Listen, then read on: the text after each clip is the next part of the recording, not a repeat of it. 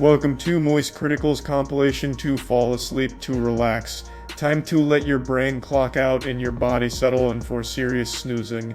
Grab your premium slumber gear and prepare for a lady tier drowsiness. If this helps you drift off to dreamland, drop a like, subscribe, and comment goodnight below. Sweet dreams, you beautiful sleepy souls. I know one of you watching this video right now is having a birthday, and to celebrate, I brought you a clown that we can all laugh at together and really make your special day that much better. So please allow me to introduce you to Bozo. His name is BitBoy Crypto. He's a YouTube crypto influencer who's currently suing another YouTuber named Atozy. BitBoy is seeking $75,000 due to defamation and emotional distress that he experienced when Atozy made a mean YouTube video about him, saying less than pleasant things. And I personally am mortified to learn that someone was being rude to another YouTuber. That just makes my blood boil. That's just fucking unacceptable. So this lawsuit is one that's really hitting close to home here. Atozy was not playing by standard Weenie Hut Jr. rules, clearly. He made a video talking about BitBoy's past with shady crypto and just a general history of sketchy shit, which made BitBoy upset enough to file a lawsuit against him for the video. Now, I'm not here to opine on whether or not BitBoy is a scammer or anything. I'm not here to make any claims against him or any allegations. I'm just here to make fun of him. So don't worry, BitBoy. Don't blow a gasket here. I'm not going to defame you. I'm just here to laugh at you. Every now and then, some pathetic, stinky worm decides it's a good idea to try and legally strong-arm a YouTuber they don't like with some lawsuit to scare them, or get money out of them, or get the video taken down, or something like that. And I always can't help but find it comical, because it never works out in their favor. This whole thing was about him being, upset and riddled with anxiety, worrying that Atozy's video ruined his reputation, even though BitBoy's lawsuit has done significantly more damage than Atozy could have ever done. Angrily filing a frivolous lawsuit on the internet is like publicly guillotining yourself. It's reputational suicide. I promise you, Atozy's video did negligible damage to your brand. However, you have just completely wiped your ass with it. You've done the equivalent of going to the mall and shitting your pants and then trying to blame someone else for those shatted-in britches. It's your fault now. So your reputation is trashed because of this lawsuit. The lawsuit is of course public, however I'm only going to be going through this article for the excerpts. I'm not going to bore you with the actual legal speak in there. So to break down the important bits, Armstrong, BitBoy, is claiming that his livelihood was attacked by Atozy by saying he's not someone you should be looking up to for any advice whatsoever and cannot be trusted with financial advice because you don't know whether he's trying to enrich you or himself. Maybe I'm biased here because I don't think anyone should be looking up to any YouTubers as their sole source of advice or information, but to me this doesn't seem like an attack on his livelihood at all. It just seems like a word of caution to anyone that finds his channel and takes it as the end-all be-all for financial advice or anything. It's just like a boilerplate, hey, you'd never really know someone's true intention, so just take it with a grain of salt. This doesn't seem like a malicious attempt by Atozy to fucking burn down BitBoy's empire. The article then makes a great point by highlighting a contradiction between what BitBoy's lawsuit says versus what he presents online. BitBoy's business model relies on his reputation and his status as an influencer. Side note, influencer is still to date the cringiest term ever made. That shit is vomit-inducing. That is such a yucky word. I.e., a well-known online personality who influences others' decisions, such as to buy or sell cryptocurrency as investments. The complaint reads, introducing as fact that he is an industry-leading source of reliable commentary with respect to investments in cryptocurrency. Further, the lawsuit asks, can there be a more damaging assertion for someone like BitBoy Crypto who engages in the business of providing advice and commentary on cryptocurrency investments? Basically summarizing that the lawsuit portrays BitBoy Crypto as like an actual leading authority in the field of crypto investments and advice. However, it's a different song and dance when it comes to his online presence and what he himself identifies as. But on BitBoy's YouTube channel, he says his content is for general information purposes only, and cautions, please be advised that I am not a professional advisor in business areas involving finance, cryptocurrency, taxation, securities and commodity trading, or the practice of law. Nothing written or discussed is intended to be construed or relied upon as investment, financial, legal, regulatory, accounting, tax, or similar advice, nor should it be. You can see a big disconnect here. He's living a double life, a Jekyll and Hyde situation. In the lawsuit, BitBoy's described as like a leading expert in cryptocurrency advice and investment opportunities and shit like that. Fucking GigaChad crypto god. So to say otherwise is blasphemous. You can't use the Lord's name in vain here, so it's super damaging to claim that he's not the, preeminent expert on crypto. But then you go to his YouTube channel and he's no longer this Sigma male. Now he's all shy. Oh, well, I guess I'm just making crypto content for general information purposes only. I am not an expert, so don't take my advice as the end-all be-all for crypto investment advice or information. So which is it? Is he a turbo barbarian, industry-leading authority on crypto news and investment advice, like the lawsuit claims? Or is he just another fucking crypto bro clickbait douchebag YouTuber? Even aside from the very different tone on what BitBoy's role actually is, whether he's a leading expert or not, it still is a completely baseless lawsuit because he has no leg to stand on. In the article, it even mentions that Armstrong has openly talked about some of the failures he's endorsed. Armstrong's lawsuit says the allegation is without any factual support.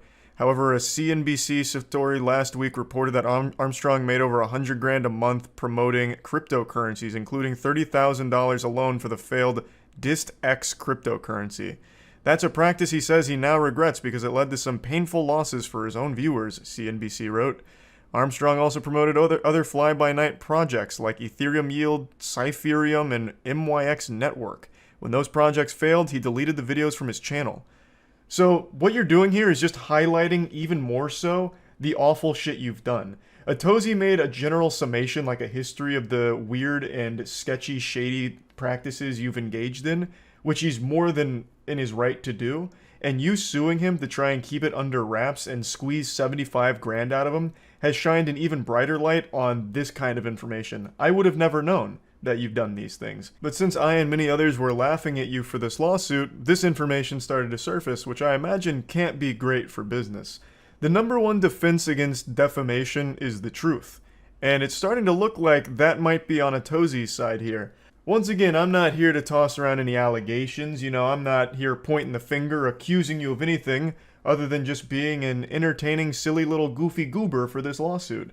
The article finishes with one more excerpt from the lawsuit saying that BitBoy's emotional state is fragile, and he now suffers from severe anxiety that he will be perceived as a felon, a fraud, and untrustworthy in business or in general. The suit goes on to say that BitBoy now has recurring bouts of depression about whether defendants' defamatory statements will harm Armstrong financially and socially, and whether he'll be able to recover his good reputation in business as a result.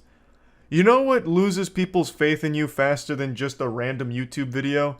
You making an absolute fucking fool of yourself by lashing out with a frivolous lawsuit. How do you expect your community to trust you going forward, even setting aside all of the scamming accusations? After this lawsuit, how do your viewers perceive you? Oh, fuck, I can't speak out against this guy. He's ruling with an iron fist. I don't want to say anything less than tasteful. It might flare up his goddamn PTSD from being called a dirtbag on YouTube and he'll sue me. Shit. Oh man, BitBoy's really off the hinges now. Like, you lose faith and trust in your community because of this lawsuit, not because of his video. The people that watched Atozy's video aren't watching you, BitBoy. The people watching you are either geriatric or too fucking stupid to even find Atozy's channel in the first place. So you weren't losing money. You weren't suffering damages financially. Which is why you're not claiming like actual damages or losses, because it's fucking crypto and you can't prove it. So you're just claiming emotional distress, saying that you need $75,000 to wipe your tears with in order to feel better about one guy calling you a dirtbag. It's absolutely pathetic, and it's a super see-through attempt to try and strong-arm someone who's probably unfamiliar with the law and try and scare them. It's sickening. It's just a blatant attempt to try and bully a guy who called you out on YouTube. It's fucking sad. Trying to state things like anxiety and depression from what? Him just talking about you? like mentioning your history and giving his opinion on your practices. It makes no sense, and I think it's very wrong. And now you look real stupid. Like you just seem like a completely insecure, untrustworthy asshole. And that has nothing to do with any of your crypto shit. I don't know anything about that, aside from what I just read in this article. So again, I'm not calling you a scammer. Don't even try and throw the word defame around here, BitBoy, when you watch this. I'm just talking about you as a person, your character. It's trash. This is dumb. And I can't stand it when people like BitBoy do this kind of shit, where they try and sue someone over absolute nonsense. So anyway, I just wanted to talk about this a little bit because it happens every now and then and it always gets me a little fired up. So I wanted to at least bring it up. That's about it. See ya. Today, Will Smith posted a YouTube apology video for slapping Chris Rock at the Oscars.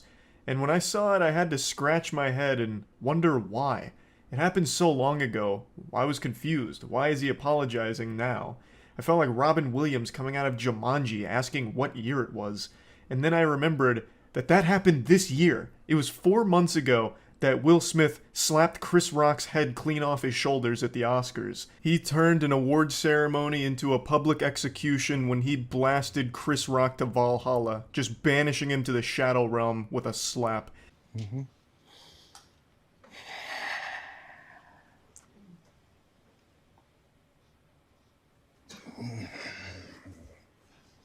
Oh baby, that's right. He starts this with the most generic YouTuber apology intro imaginable. A slow walk into a big sigh right before getting into the actual apology. Textbook. He's clearly been trained by some of the YouTuber apology greats like Logan Paul, Laura Lee, Tati. I mean, this is perfection here. Every box of YouTuber apology cliche gets ticked immediately except for one. He didn't bring his dog into it. A lot of YouTubers like to bring in an animal in order to, deflect some of the criticism with cuteness with the animal. Will Smith, unfortunately, must have forgot that prop this time around, but everything else he nails. Why didn't you apologize to Chris in your acceptance speech? I was fogged out by that point. It's all fuzzy. So the main thing he's doing in the apology video here is answering questions that people have asked over the last 4 months. And again, I have to wonder why even bother. It's been 4 months on internet time. That's basically ancient history. Like that's back there with like Y2K now. Most people have moved on and forgotten about it. So it's a little weird to be this tardy to the party with addressing these things. Now, of course, I understand this was like a career-ruining moment for him, so he wants to do his best to be perceived positively again, both by movie execs as well as the general public. So if he really did feel strongly enough that he wants to apologize, then all power to him. But anyway, the first question that he addresses here is one that I don't think anyone with half a brain ever asked in the first place. Why didn't you apologize to Chris during your acceptance speech? The answer should be pretty obvious if you have eyes. It's because he was still mad. He was still fuming. Of course he wasn't going to apologize for it. Literally 15 minutes before he accepted that award, he had just charged the stage like The Undertaker during WrestleMania going into the ring and clobbered Chris. So of course he's not going to immediately like fold and be like, man, sorry Chris, that was out of line. He was still upset. That's why he didn't apologize. I don't really understand his excuse of I was still, in a fog. It was all still fuzzy. Like in the moment that makes sense, but over the last 4 months, what, you've just been in a perpetual fog? You've been in like the upside down or something? Like what do you mean? You've had 4 months if you wanted to publicly apologize to Chris and you didn't. And even to be fair here, you still don't. He says I'm sorry to a lot of people, but the one person he doesn't say the words I'm sorry to is Chris. I've reached out to Chris, and the message that came back is that he's not ready to talk, and when he is, he will reach out. So I will say to you, Chris, I apologize to you. My behavior was unacceptable, and I'm here whenever you're ready to talk. That almost sounds like a trap, like, hey, I'm here whenever you're ready to talk. And it turns out Will's been training for the last 4 months with slap boxing, so he's been like slapping brick walls until they collapse, so he's ready to really get him with like a double whammy, get him with that encore performance. There's a big difference between saying, I apologize to you, and I'm sorry. I don't think people really understand the value of just saying, I'm sorry. I think it's the most important thing to say during an apology, which he does say later on to other people, but never Chris. To Chris, he just says, I apologize, and the action was unacceptable. Which is, that's good, that's definitely a start, but I really think you needed that cherry on top here of an I'm sorry. This is also just one of those things that should have been handled privately. I'm sure there were plenty of ways in the pipeline to let Chris know that you were genuinely remorseful for what happened, but I understand why he thought this was a good idea. I'm going to make a video coming forward, publicly apologizing and owning up to my mistakes, letting people see how horrible I feel and what I'm doing to change and be better. The thought process makes sense. Let people see a vulnerable side of you and let them know that you made a mistake and you know that. And that, it again, does make sense to anyone who's never been on the internet.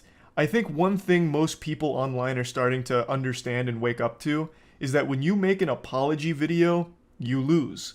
It's like what war games taught us. The only winning move is not to play. When you make an apology video, it is a lose-lose situation for you. You're either going to have people that don't believe that you're actually sorry, or they're going to have people that think that you didn't need to apologize in the first place, so now you look stupid. You look like a pussy. Which I'm already seeing with Will Smith's apology. Like, why is he apologizing? He stood up for his wife. Does he not support his wife anymore? Oh my god, I've lost all respect for Will with this apology now. And then on the other side of that coin is, man, Will really needed to apologize, but this apology video was so dog shit, he missed the mark entirely. This is the worst apology video I've ever seen in my life. You just don't win with an apology. So again, this should have just been private. 3 months replaying and understanding the nuances and the complexities of what happened in that moment. You slapped the shit out of a man. It's not that deep. Talking about it like it's the most complex situation of all time. Like this slap was somehow, like a Cold War or something here. It was a simple act that affected a decent chunk of people. Chris, most notably, I would say, was physically affected by the slap, but Will's career was also hurt by it. Chris's family was probably pretty upset by it. Like, yes, of course, people were affected by it, but it's not like there needs to be like 4 months spent of just digesting this giant web that all spawned from a slap. Because, again, at the end of the day, it's really not that deep. After Jada rolled her eyes, did she tell you to do something? No. It's like, I made a choice on my own, from my own experiences, from my history with Chris. Jada had nothing to do with it. Jada was behind the camera with a teleprompter and a gun, making sure this question was addressed properly. Of course, I'm kidding. Jada just has very odd moments publicly with Will that I think are very tasteless in the things she says to and about Will. And it's the reason why a lot of people felt like she may have contributed to this overreaction from Will. Her rolling her eyes and then just having all of that context with the things she has said publicly about and to Will just made people wonder whether or not she was somehow involved in that decision from Will. But he's clearing the air here, saying that it was just him doing it. And you know what? I'll take his word for it. I think this was just an impulsive decision here. I don't think Jada has some kind of device that she can control Will's brain like something out of Dexter's lab. I really think he just completely overreacted and went fucking berserk here for some reason. And I don't think Jada is necessarily guilty of that, but I do think she is guilty of being a very toxic partner. I know that sounds parasocial to say, but the amount of clips and videos of Jada just shitting on Will to his face is baffling. Like the time where she was just talking about cheating right to him and how much she enjoyed it or whatever during their red table talk. Oh my god, it's so hard to sit through. As Will's in tears about it and she's just joking. Oh man, it's fucking brutal. And so now Will looks like a cuck. I mean, I'm just not a big Jada fan. I'll say it. I don't think she's that nice. What would you say to the people who looked up to you before the slap, or people who expressed that you let them down? Let me just stop you right there. You don't have to apologize to me. I found this whole thing to be highly entertaining. I thought this was extremely goofy, and no one seriously got injured or anything like that. This was just an absolute fucking wild moment. And honestly, for this section, he should have just said, "You're welcome." You know, to the journalist that wouldn't stop fucking writing about it, like a million articles all going deep into it for no fucking reason, talking about how this is setting a bad precedent and how in the next Oscars, all of a sudden people might be showing up there with battle axes to attack their critics, how journalists are no longer safe, you know, this and that. Like, he honestly should have just said, "You're welcome," for the 2 weeks of just articles and videos about it. Now, of course, there were super fans of Will that were disappointed to see this, and I think it's cute that he said that he was sorry for it and letting them down. He apologized to Chris's family, his family for the negative backlash they've faced. He apologized to pretty much everyone that was directly impacted by it. And now in this section, he's talking about how horrible he feels when he doesn't live up to people's image of him. And I will say he does seem pretty sincere for the most part. But again, it's been 4 months. Most people have moved on. This was pretty unnecessary. Though I'm sure a lot of people that did feel like really disappointed appreciate the gesture. Disappointing people is my central trauma. I hate when I let people down. It hurts me psychologically and emotionally to know I didn't live up to people's image and impression of me. Deeply remorseful. And I'm trying to be remorseful without being ashamed of myself, right? I'm human. And I made a mistake. But yeah, he finishes it off by saying that he is remorseful and he's, you know, working on being better. And if you stick with him, you can all be friends again. And that's basically where it concludes. Overall, I don't think it's like the worst apology ever, especially in the tier list of YouTuber apologies. I think this one was one of the more sincere ones, at least from everything I've seen from it, unless I've been deceived by his great acting, I couldn't tell you. But this is just one of those situations that is so wild to me. Why do this 4 months later? If he had done this like a day, 2 days, even a week after this happened, I think the reception to it would have been much better than it currently is. Yes, it still has, I think, a pretty positive reception overall from like his actual like dedicated fans.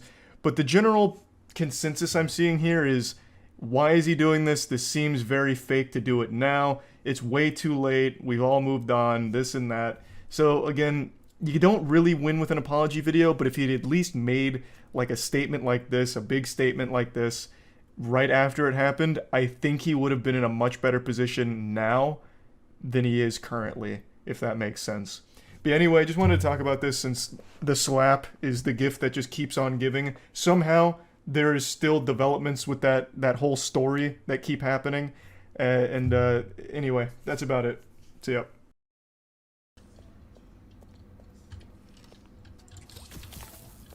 Whoa! God damn! They've been innovating. It's only been 2 days. Wow, okay. That's so much quicker and a lot more interesting.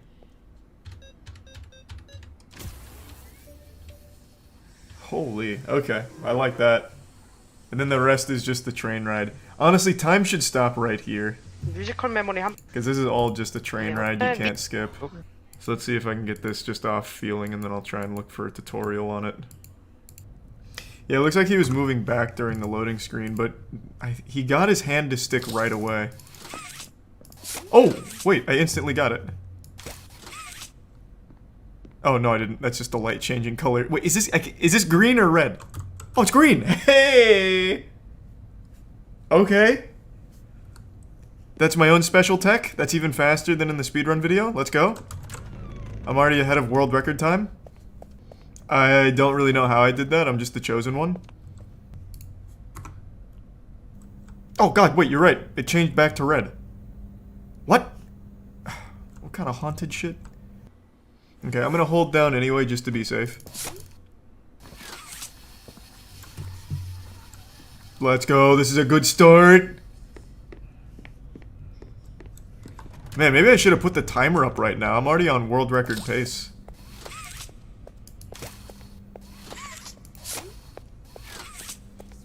We're looking good, alright? Yup. I'm stuck. I fucking blew it. Reset. Hey, we're learning right now. Alright. Surely I don't make the same mistake 3 times in a row. I'm gonna try jumping. None of the other videos do that, but they're also not as talented as I am at speedrunning. Wow. How do you do that? It looks so easy. There's like a gravitational pull to this room, and I just get locked in. Let's go. Nope. Never mind. We fucking did it, baby. And I didn't have enough momentum. Oh my god, that hurts. Oh. Nice. And then... Okay, so that's a lot more consistent for me. And then...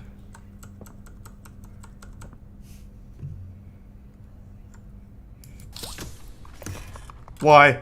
Why have you done this? Please, God. Oh, Lord. Sweet Jesus. Let me up, let me up. Oh, oh! Hey. We call that progress in the scientific world. You fucking kidding me with this? Why? Oh, wait. A second wind. I will take that. Let's go! Yes! Alright. Now we're cooking. So somehow he's able to get it where it doesn't break when the gate comes up. Even though he's not doing anything different. So there's a glitch here that I'm not getting. And I don't think it has to do with the doors, because the first guy didn't even touch the doors. First guy did it with, like, raw doors. Actually, never mind. He did touch that door on the way through. He just did it so fucking fast the human eye couldn't register it. Let me try that. So maybe close this on the way through. No, I just closed both doors.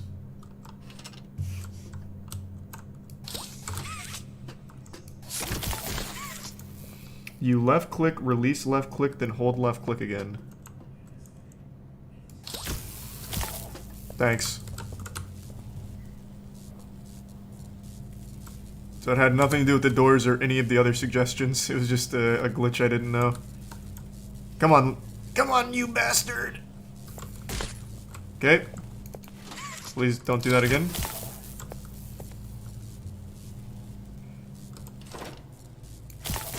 Did I make it?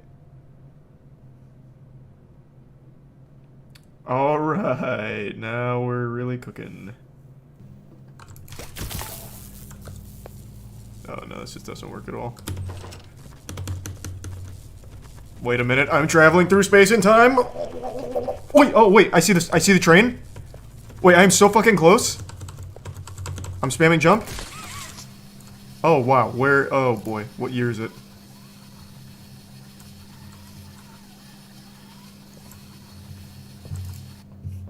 Alright, I actually think I still might be able to get through. I just want to complete this one time. One time like this. I can no longer use the hands. How does this fucking work? I have yet to clip into the right area.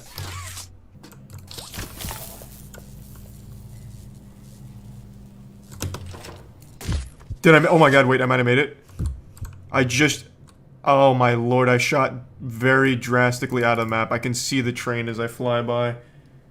Oh.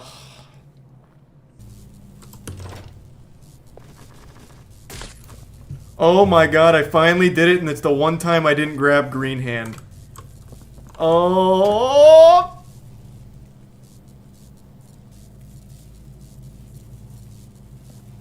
Hey, that's good though. Hey, we like that.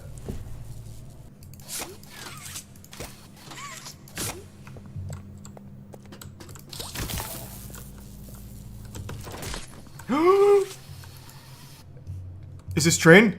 Where am I? Oh my god, no, stop, it's pulling me back! Oh! Oh no, I just went straight up.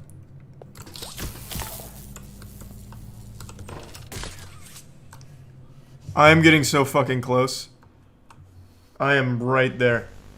I am right there. Damn it, I'm so close. I can feel it.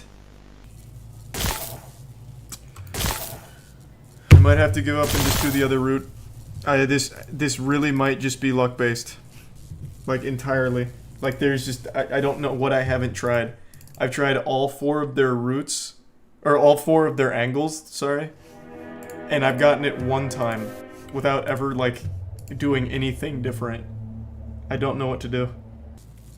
Ah, it's so sad.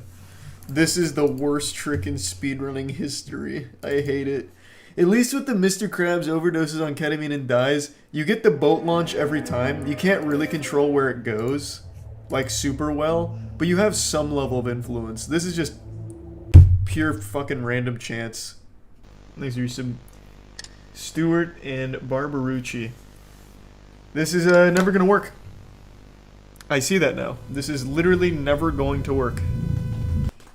I don't know how first, second, third, and fourth spent enough time on this to get an actual run with it.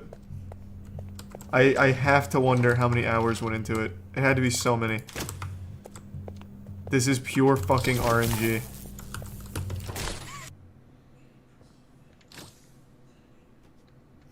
I'll just feel it out. Let's just see. Let's just give it a real spirited blind attempt here.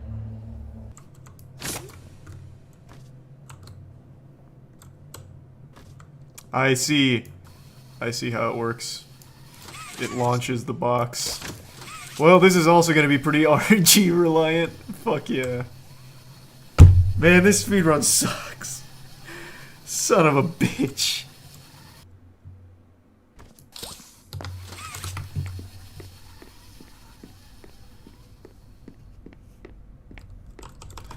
Oh, I never give up.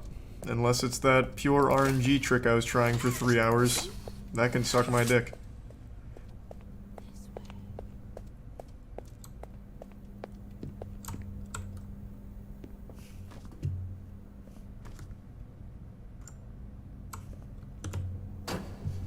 Yeah, we're making good time.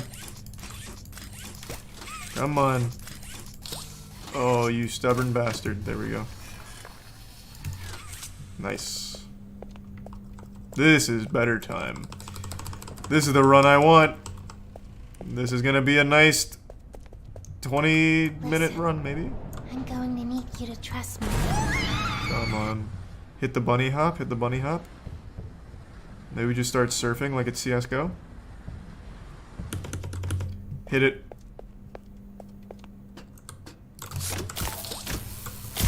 Queen. Thanks, resub cake.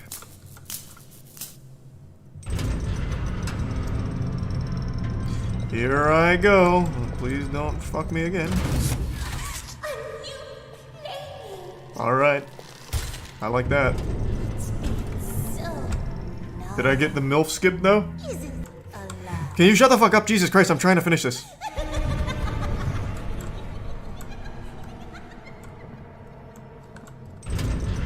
Here I go.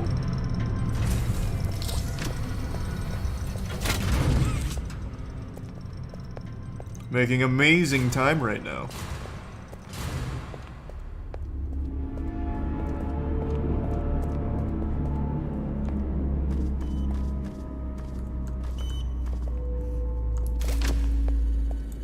Oh, this was slow. I thought that was instant. I'm in. Red, yellow, red, blue after 2 resets. Red. Nope, that's not the right button. Oh my god. Please. How do I... Okay. How does this part work?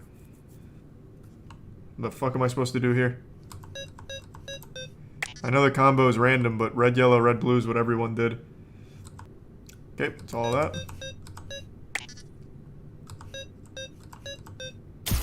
Yeah, first try! Whee! So that makes it even more fucking wild that not only did first, second, third, and fourth place get the most RNG trick to work for them, but they also got the combo as 1, 2, 3, 4 on all of them. Holy shit, that's fucking crazy. The amount of RNG in this run is wild. Oh my god. That is absolute insanity. No, the run's not over. Run doesn't end until the train flips. I can't let you leave. Oh my god. We've never met anyone like you. You can get the auto splitter on how live long split, I've then you can been turn stuck on in that having the cave? code on live split. Well, Wait, what? too long. I had so much time to think and reflect. Time to figure Wait, out how is that exactly legal? what I would do when free. Last part isn't RNG. On your live split, if you enter the game, auto splitter should pop up, and then you can get the code on your live split to make the last part no RNG. That's legal? What the fuck? So that's legal, but playing 240 FPS isn't? It's boring if you don't. Oh, I agree. I agree. But then why isn't 240 FPS legal? I think now time stops. I don't remember. It's somewhere here, time stops. Probably there. On the fade to black.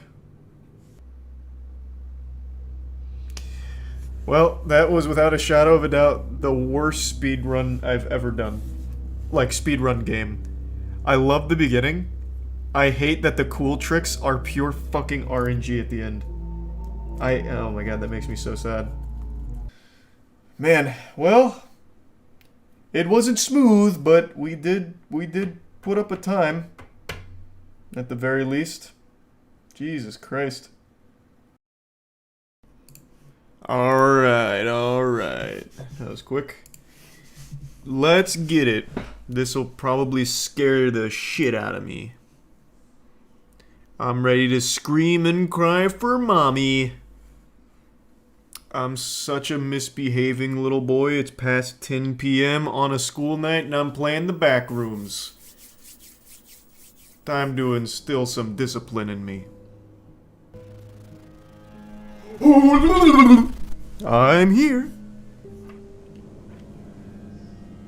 Time to get real scared. It's gonna be really hard to use the spray paint using my controller, I'll tell you that much.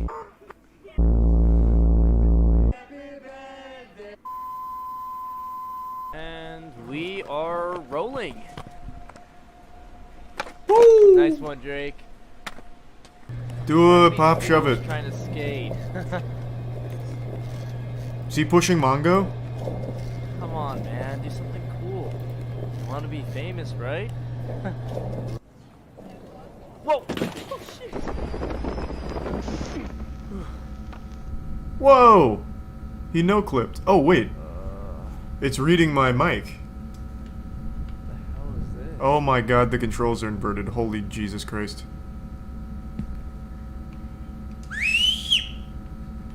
Whistle mechanic. I'll leave that music.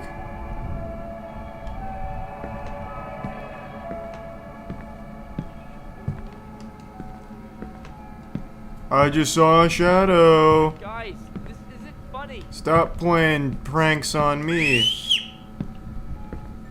Here's a resub morgue. Hey. What's up with you? Hey!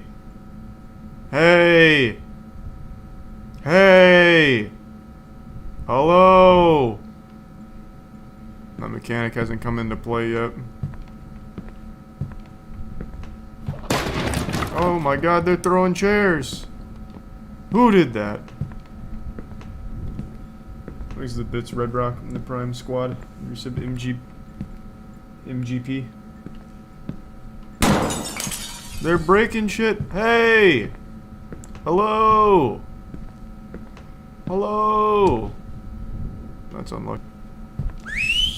Oh, it's a little kid! Get back here. Where are your parents? I'm gonna beat their ass. My tricycle.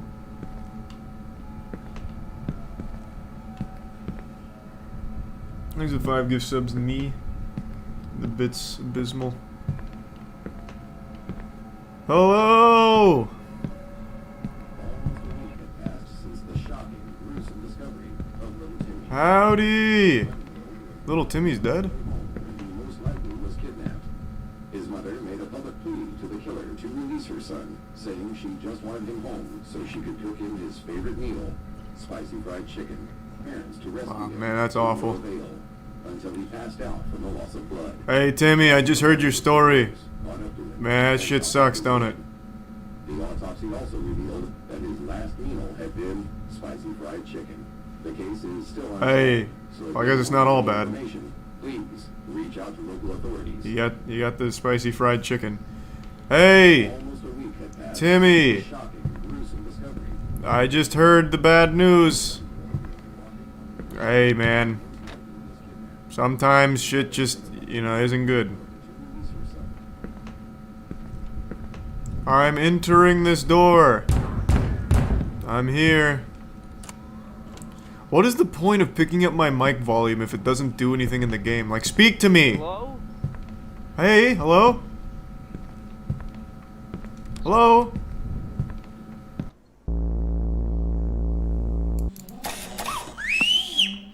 Wait, what? Wait, what? I already did all this. And we are rolling. Want to be famous, right? Well, I can whistle. How can I whistle during this? Oh yeah, Drake. I can hear myself in the background of this. Whoa.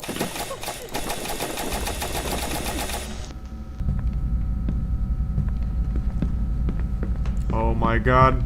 I'm going straight to hell. Ah! Whoa! Floating noodle. Guys, you think this is funny?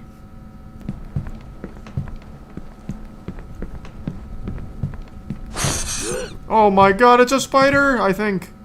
Get back here. This place is fucked up. Isn't this I where need it to came get out of from? here right now. P. It's such a stupid rule.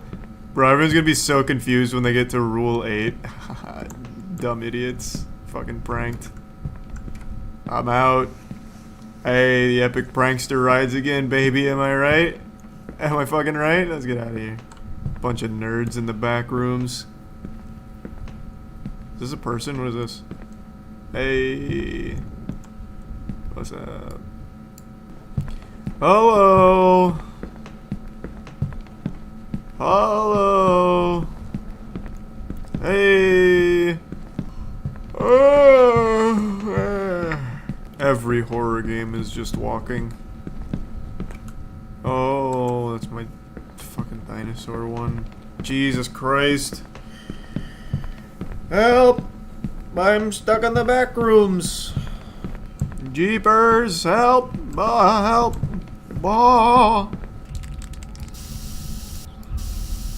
The Riddler was here. Holy shit, it's Timmy! Oh, he's fighting. Help! It's the back room! No! The tape is ended! Alright, hold on. Let's paint another question mark here. Just in case. Now we run. Timmy, get the fuck away! Go back to hell! Go back to hell! Oh my god. Hey, he doesn't have any arms. You can't open it, idiot. Hey, stupid no arm kid. Idiot. Shut up, dummy.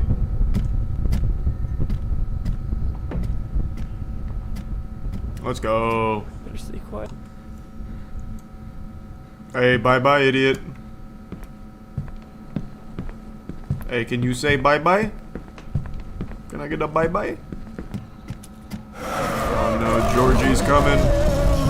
Get away from me, you foul beast from hell. You think he sees me?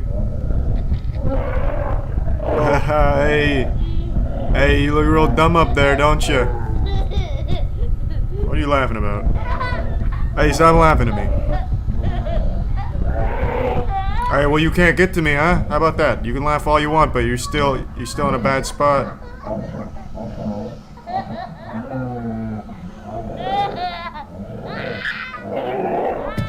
That's right, get the fuck out of here. Kids out here dressed like Georgie out of It. Don't listen to the back rooms, it's not medicine, it's poison. I'm stuck. Hey, what's up, stupid? You back? Man, this mic thing doesn't have any effect in this game. What is the point in using my mic if it's not gonna, like, do anything? Hey! Hey! Timmy! You stupid idiot! Oh, never mind, there it is, it's working. I can't crouch. Timmy's outsmarted me, it won't let me crouch. Okay, I'm out. Okay, pretty awesome. For some reason it took away my crouching. There we go, now I can. Hey, hey, what's going on, Backrooms fans? We're back in the room, am I right? Hey, hey. Let's get wacky. Oh, shit.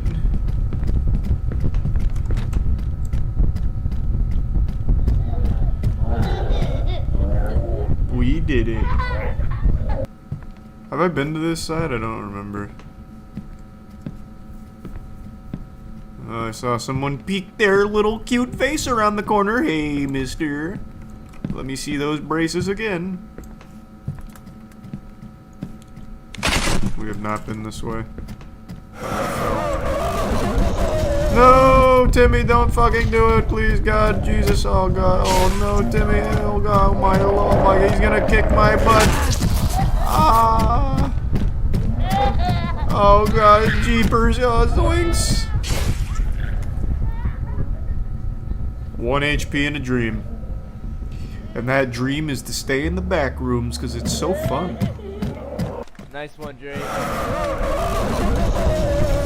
Trying to skate. What is going on? I'm not even playing. I'm still watching the goddamn movie. What in what? Yeah, Drake. Good golly. Come on now. What do you mean into the what?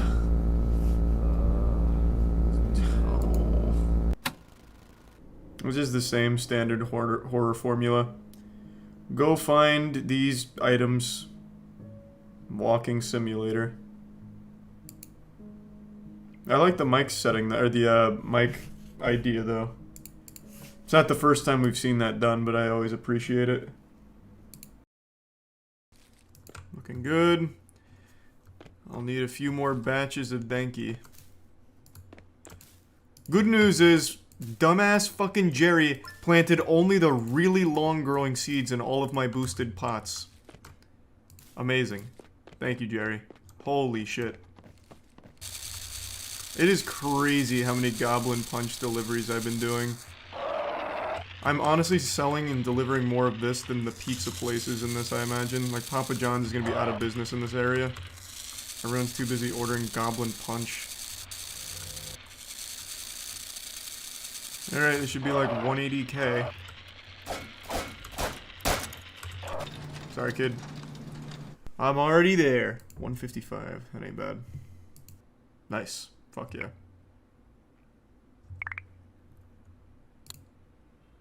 Oh, he didn't like that. Sorry, Bill. I'll get you a better vape next time. Unlucky. I bought that at a gas station, too. That shit had, like, love and care in it. What in tarnation? What is this? Mixing Denki with Afghani? What are you doing? Jesus Christ, Jerry. That's so unsanitary. Those two strains, they're not a perfect symbiotic relationship. They can't share the same grow station. They're gonna leech off each other. Jesus Christ, Jerry! She doesn't study strains at all. Amateur.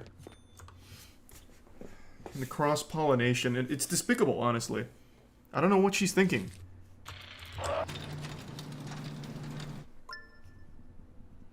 Huge level up, let's go.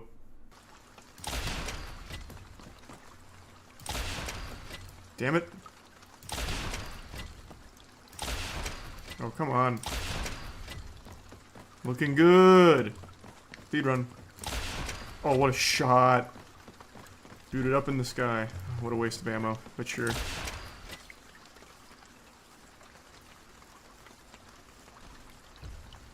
Damn, I actually hit a balloon with that too. What a trick shot. Let's go. Hey, heads up, Roger.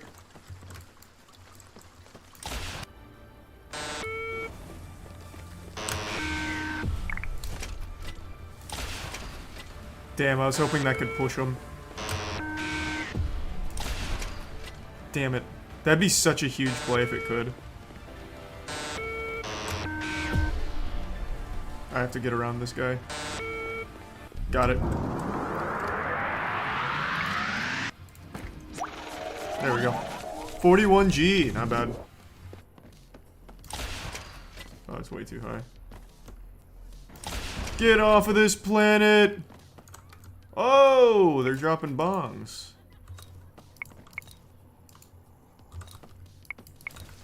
Oh, they've come for our kush. I always knew this day was coming. No! Was that Roger? Did they just abducted Roger? That's probably like the 5th time that's happened to him. Fire! Fire! Christ. I'm coming, citizens! From way downtown?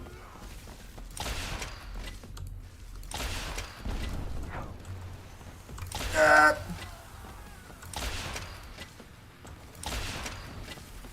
Oh my god. That pilot's a master. I wish there was a faster way to pick up shit that they drop. It's so inconvenient right now. Oh, close. Almost clipped into the building and made the great escape. Good news is, though, I'll never be able to get the item from that.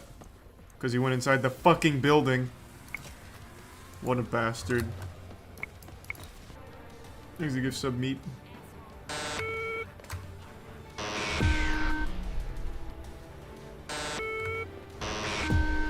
Oh, vaporized at the finish line. Rough. There we go, level up.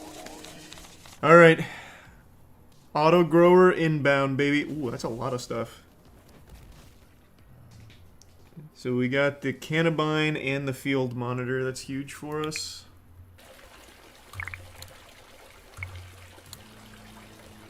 Oh, fucking huge! Oh, I still have to water these.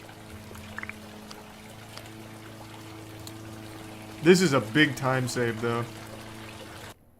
Don't worry, citizens. Oh, oh wow. That guy just hit me with a nasty maneuver. Well, let me kill all the aliens first, then I'll come back for the merch they're dropping. What deliveries do we got? Can't do this one. I can do this. More fucking Goblin Punch. This entire city is addicted to Goblin Punch. They absolutely love that shit. Roger just fucking phased in here. Good for him. Man's mastered the instant transmission. Oh, what a play! My speedrun strat looking really solid right now. Oh, right, I keep forgetting to look for a new employee. Keep forgetting, but now I've got it. No. Oh, I have Ash Blunts. That's right, I forgot that I unlocked her. I have nothing for her to do, though. I don't really need her stacking merch or anything. That just doesn't seem worth her time. Her going back into the grow room's also not helpful. Double security's worthless. Promo's worthless because everyone's already maxed. You can fill as many counters as you want in your shop. Yeah, it's just I don't see a need for it right now. Like, it's not going to speed anything up. Because, like, there's never any queue. You see? Like, all of my cashiers here are maxed. So they're really quick. I think for now we'll just farm for levels. Get ready for some vape and hybrid strains. I just need to find more locals. 55, big, big, big. Wow, I got pretty much nothing. A dual chamber rig. Don't know what that's good for, but sounds cool. When will the toilet weed come back in stock? I don't know, man. I don't even have toilets anymore. I've grown such a massive drug empire, we've transcended the need to shit and piss, so we don't even have restrooms anymore. I couldn't bring toilet weed back if I wanted to. I mean, I actually use this, so I might as well. 151 for the lava bong. It's such a waste of fucking money. Can I smoke out of this, though? I'm gonna try it. Absolutely massive waste of money, but let's see. No.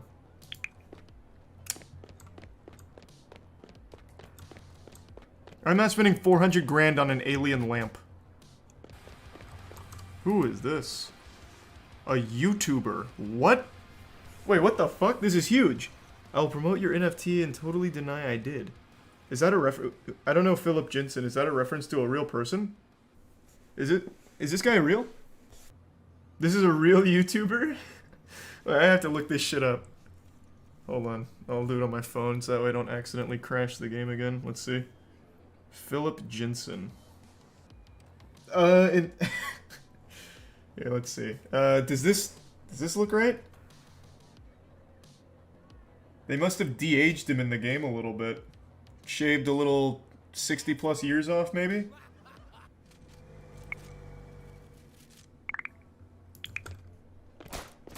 What? Jesus!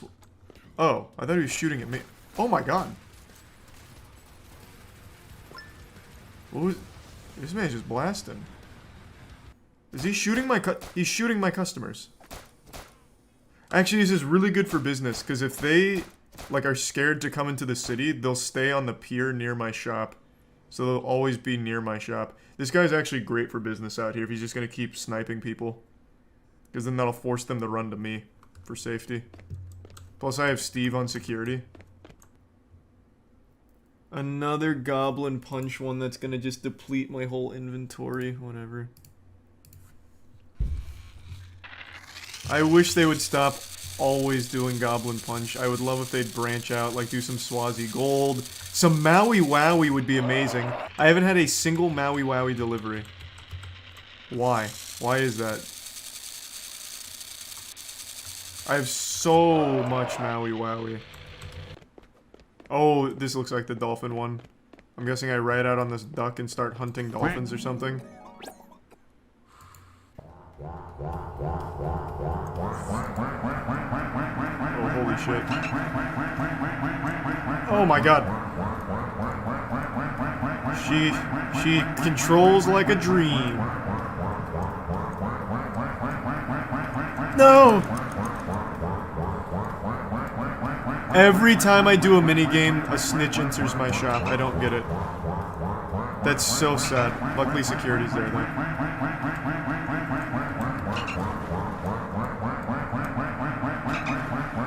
Come on, baby. Come on, baby. Yes, sir!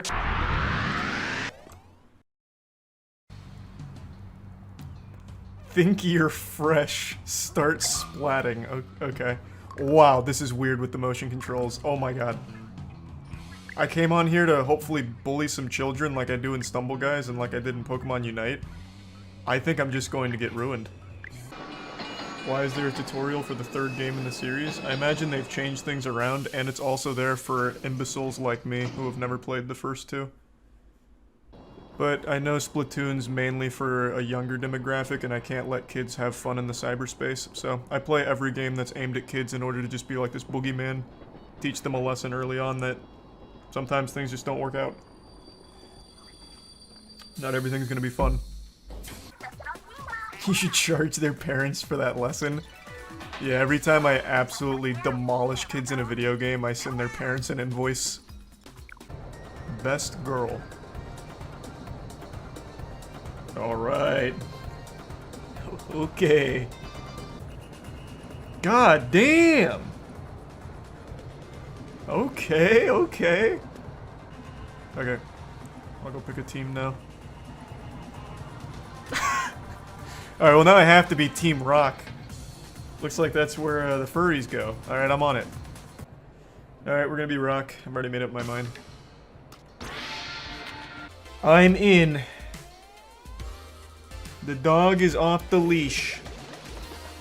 Time to rain terror across this battleground.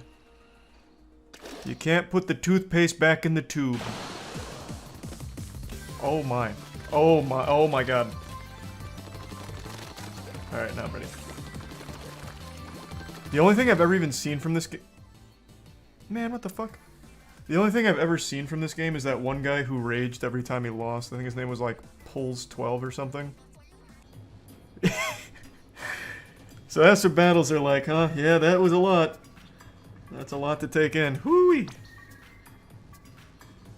I didn't see a single opponent, actually, if you can believe that. Yeah, I just don't think motion controls are for me, man. Oh, I actually led the teams. Okay. Man, my team must have blew ass. I was not doing much of anything during that. Motion controls are a must. I feel like that's just brainwashing. Like, I'm sure it's fine without... We'll see. Like, it's not like I was making any big plays with the motion controls in particular. I was still top fragging.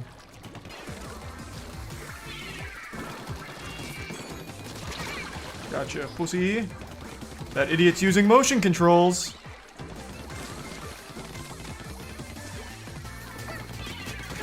Outplayed.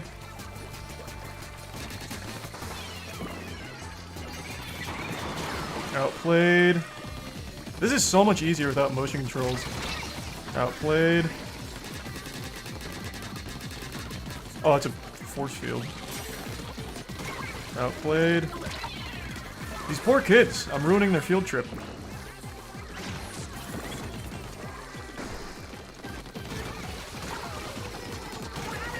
Okay, still popping. I'm gonna drop like a fat 20 bomb in here. Yeah, I don't know what this motion control propaganda is about. This is so much easier without it.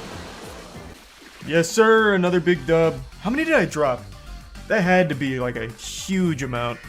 #1 overall splatter. Popular target. Oh my god, I'm nuts. That's the rise of Greasehole right there, baby. They're gonna be fearing that name at the lunch tables come Monday.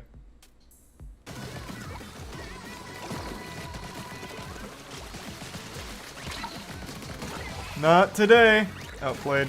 Look at that distance. You see that? Oh, and I'm still going. My spacing was nasty on the roller guy. Came in like a jump scare. Now I have alt and boost. Let's go. I'm back. Hold on. This is gonna be rough for this. Never mind, not that rough and popping off.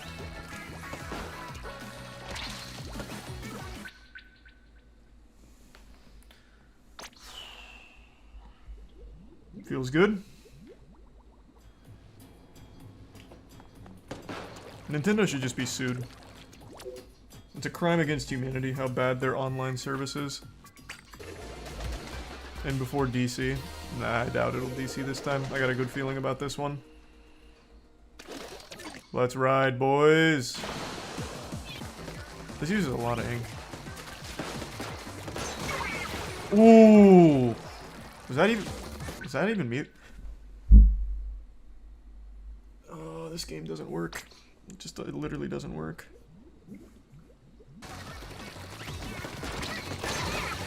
Alright, I'll take the trade. I'll take the trade. Fuck it, that's fine. We're 30 seconds in, no one's DC'd. Love to see that. This could be the one.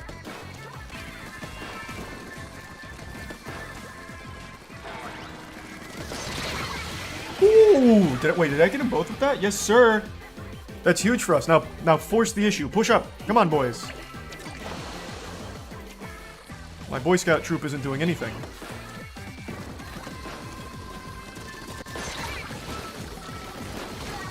Got them both. Did we clutch? Did I do it? It's gonna be a tight squeeze. Unlucky. That fucking idiot! You buffoon! Where are they?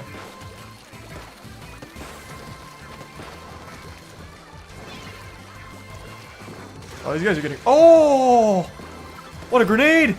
They're getting fucked so hard. Okay, I know that guy's 4 years old.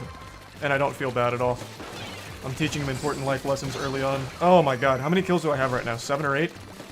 Maybe 9 or 10? Oh, and I'm still going! Oh, and I'm still going! Ah! Just stop spawning! It's for your own good, don't play. Turn it off. Just leave! Ah! Just get the fuck out!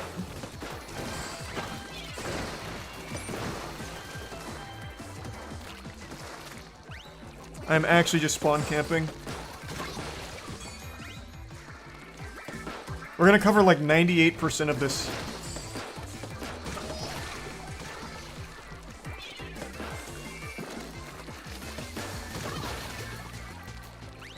Don't jump in. Don't jump in. I see you up there. Don't do it. Oh, God, why?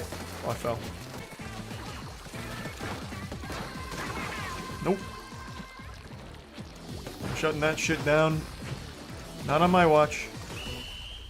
What a slaughter. I'm pretty sure I dropped 50 kills. An easy 15. You love to see that. That's nice and crisp. Very good. 5 kills per minute. Yeah, it's not bad. That is not bad. Alright, let's swap. Let's switch it up. Luna's good. So far, Luna's my favorite. Oh! I like the roller a lot. The fact that it just one-shots is goofy. What's my ult do? I'm trying to push us through. Gotcha. Gotcha. Oh! Fuck, just ran the train right through them. I wonder, does this combo? No, it doesn't. I was wondering if I could do like the squid roll immediately after doing that, but it doesn't seem like it. Oh, actually you can. I've got the forbidden tech already, baby.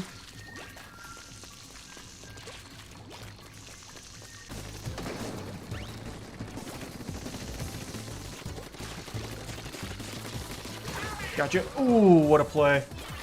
Get in, get out. Then come back in. And get him again. Let's go. Wow. What a slaughter.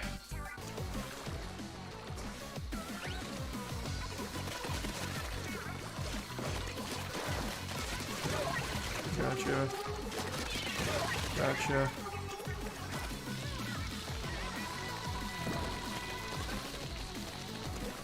This is so strong. Gotcha. Actually, that one might not have been mine. Mine. Mine. Mine. Mine. Oh, the other guy got me. Fuck! I was eating, though. I was straight eating the ass off of him.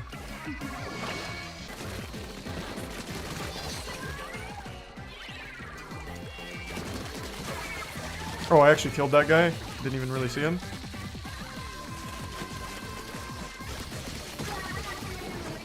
I actually might have dropped an easy 20 on this one. But I think we still lost.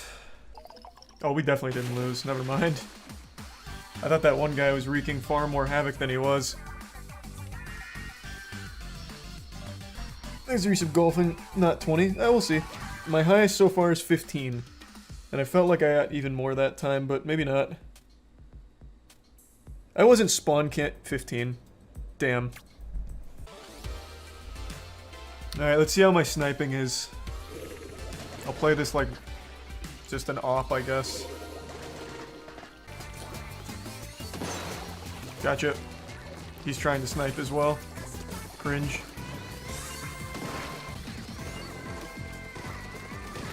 Gotcha. So this just doesn't have a lot of range is what I'm getting here.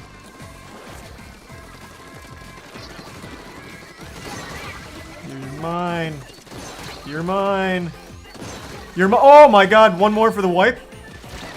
Just missed. Damn. I choked.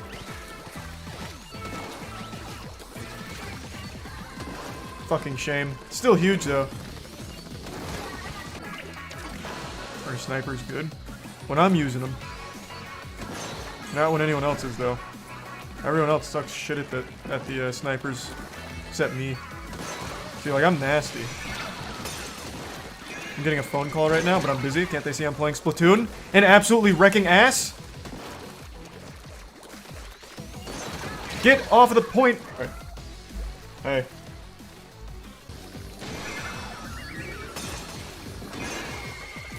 Easy headshot. That guy's just standing still for me, just begging to die. That guy actually tried to counter-snipe me. What a fool. Some of these kids are so stupid, man. They're absolutely not going to pass trigonometry. Oh, I missed. But I don't miss twice. Never missed twice in my life. Never will. What do you think you're doing? What do you think you're doing? What do you think you're doing?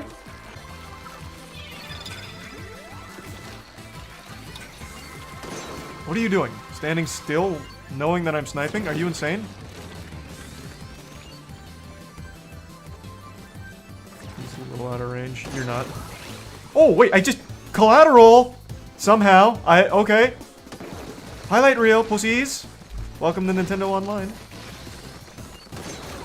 Alright, these guys are absolute trash. Love to see that.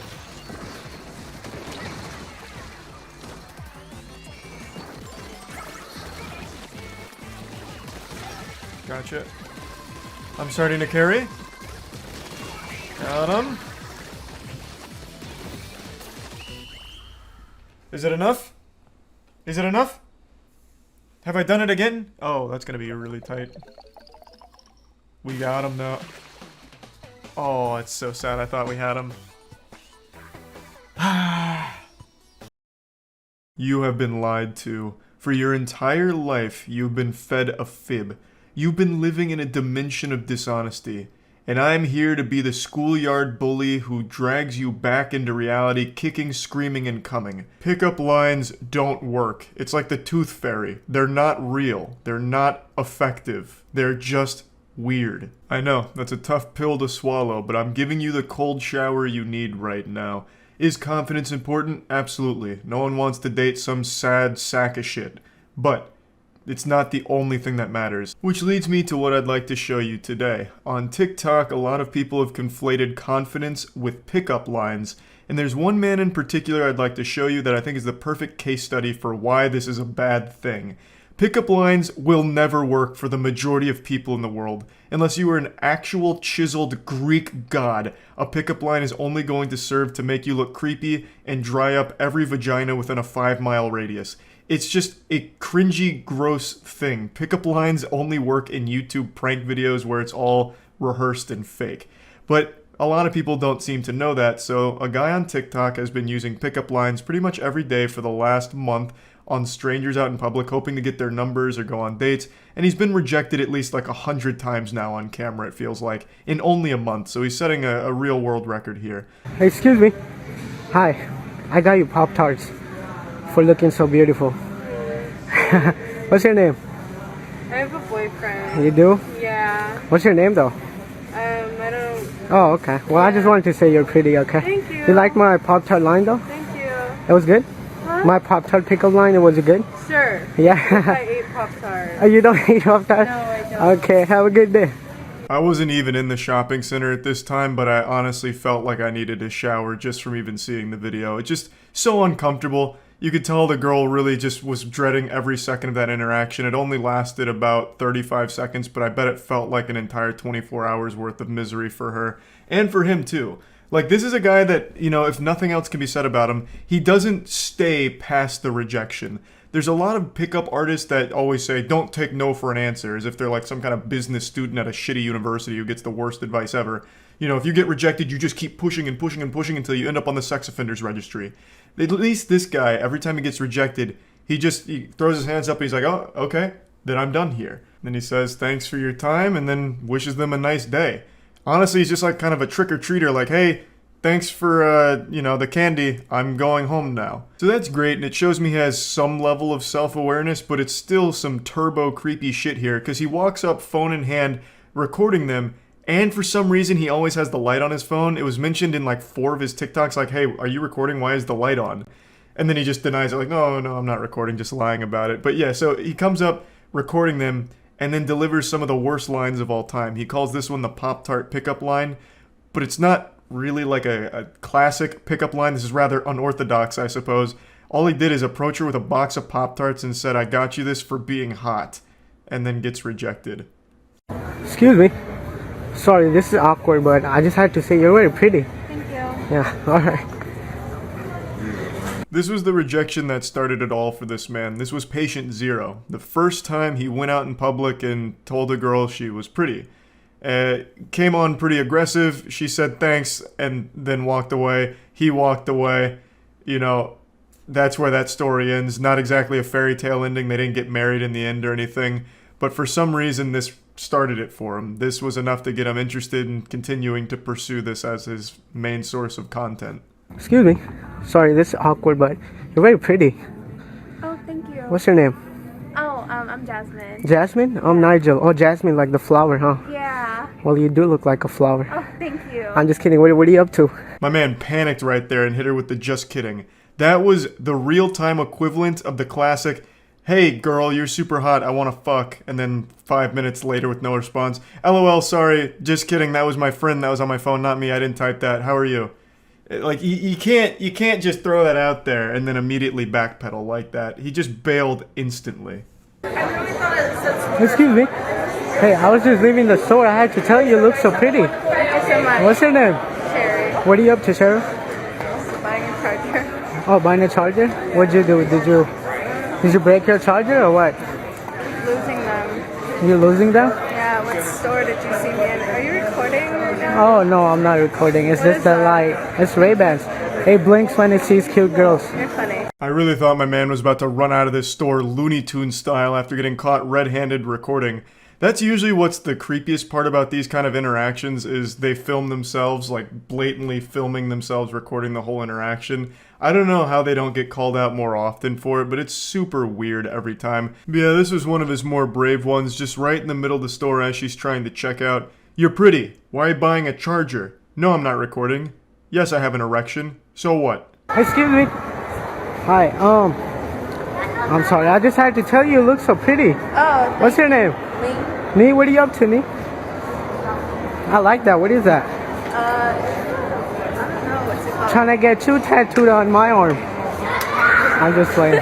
How's your day going? Good, yours? Yeah, you don't get approached a lot? You look nervous. Am I making you nervous? No, I did, but I just kept walking. You got scared, huh? No? No? This one's pretty fucking rough. I can only imagine how scary it would be to just have some random goofball sprinting up behind you, and you can hear him coming too. He's really fee-fi-fo-fumming his way behind her, shouting, excuse me, and then you turn around and it's a guy recording and says you're pretty. That shit's just gotta be painful. Like dipping your nutsack in like piping hot boiling water. Like it just can't be an enjoyable experience. And even he recognizes that, where he's like, oh, you look nervous. You were probably scared. Did I make you scared? I'm sorry. You were scared and nervous. Like he can even rationalize somewhere deep inside of him, like, yep, this was pretty psychopathic shit. I probably did scare her. Excuse me. Sorry. This is awkward, but I love your outfit. Oh, thank you. What's your name? I'm actually in a hurry. Oh, you're in a hurry? Well, can I grab your number real fast, you think? I do have a boyfriend. You do? Oh, you're very pretty, by the way. Take it as a compliment, okay? Yeah. This one was pretty cool because he performed it in front of an audience here. That guy in the back is very well aware of what's going on here, and he's got front row seats to the cringe Super Bowl happening in front of him. And you can see even he's cracking a smile from time to time after how uncomfortable this whole interaction is. Excuse me. Excuse me. Oh my god, you're so pretty. Thank you. What's your name? Lauren? What are you up to, Lauren? Nothing much. Yeah? What you looking for? Close? I'm looking for your number. I have a boyfriend. You do? Alright then. Well, you're pretty, okay? I swear to God, this guy has heard the word boyfriend more than he's ever heard his own name. Every time he walks up to a woman within 3 or 4 sentences, he's able to get them to say, I have a boyfriend, or sorry, I have a boyfriend. Like, I don't know how many times you can take that. Just stop. Just fucking stop. Stop using your pickup line. Stop recording yourselves trying to, like, come on to women in a really creepy, aggressive way. Just stop it. Excuse me. Hi. Hi. Do you know where the library is? Yeah, if you go all straight, you should see it. So just continue straight across the bridge. Oh my god. and it's to your right. The way you like pointed, you're definitely my type. I just playing. What's your name? Jocelyn. Jocelyn. What are you up to, Jocelyn? I'm actually really late to class. Oh, you are? Yeah. What class you got? Nutrition. Nutrition. Oh, I love that class. Okay, have a good day. Okay, thank you. Well, I mean, you know, he tried. There was an attempt there. You know, the way you just pointed out the library makes you the girl of my dreams. You're definitely my type.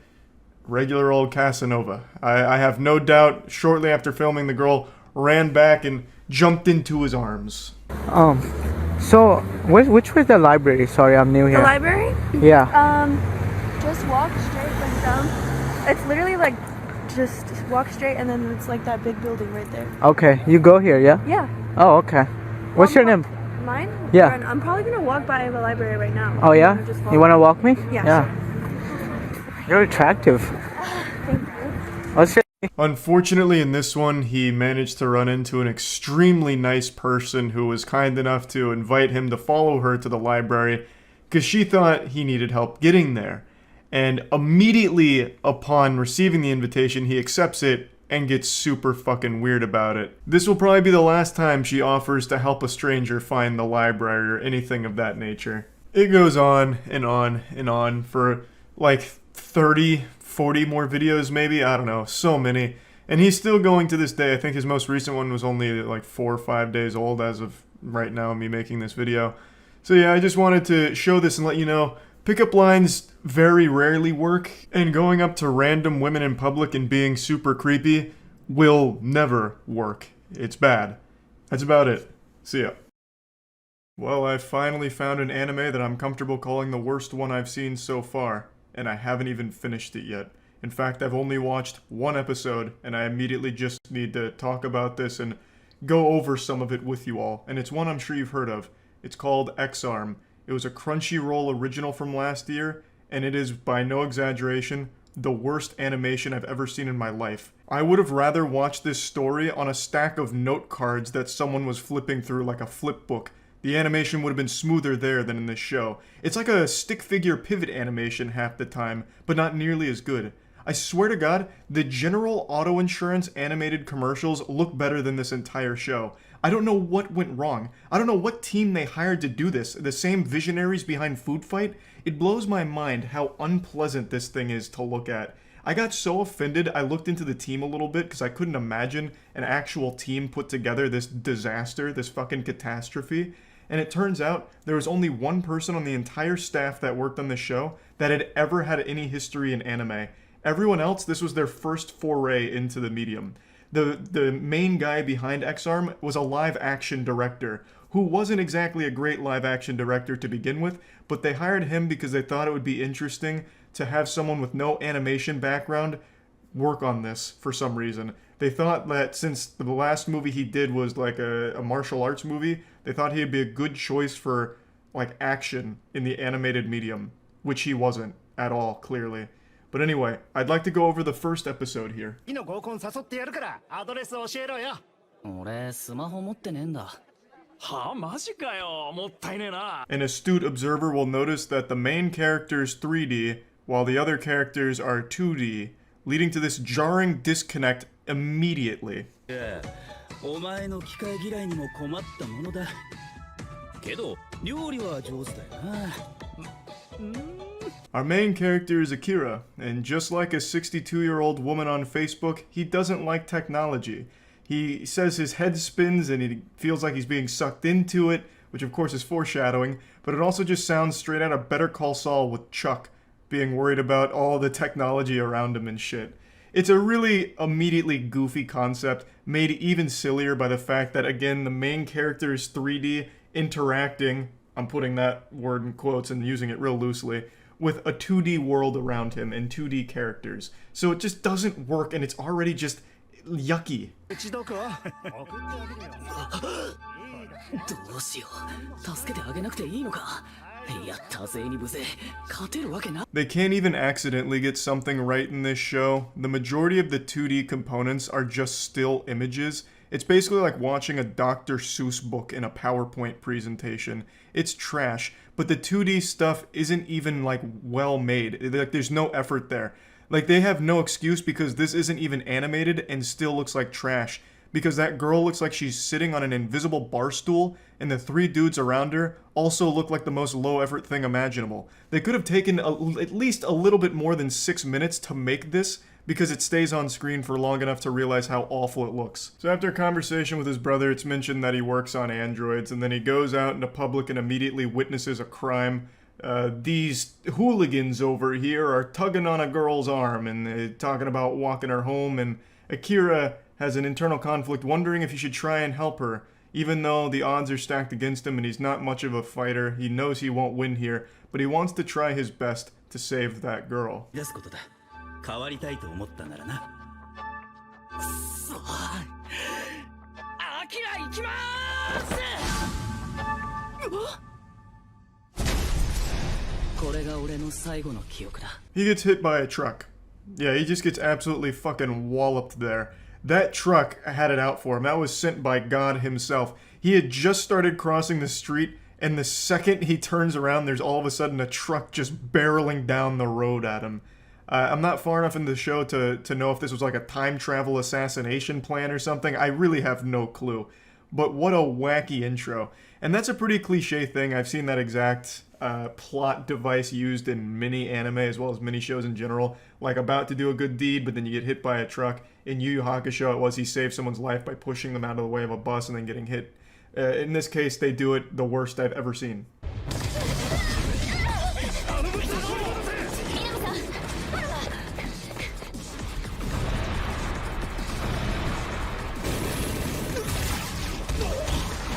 Fast forward 16 years post-truck blast, and we are now looking at an android and a police officer who are going through hell right now.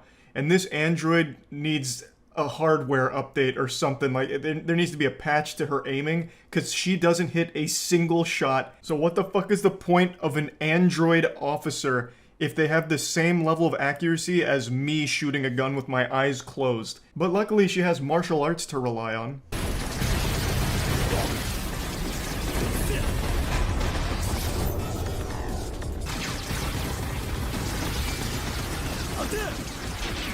The edgier seat action just doesn't stop, but I wish it would, because it's disorienting and bad. This plays out almost exactly like a puppeteer with puppets making an action scene. It's so stiff and it's so clunky. It's like somehow this show has glitches in it. It's a goddamn anime that somehow has glitches and bugs. You'll see like a bunch of clipping and a lot of like janky like spaghettification effects occasionally during the action, because it feels like it was rendered using Unity version -0.1. Like, I don't know how you can even make a show that has bugs in it. It's not a fucking video game.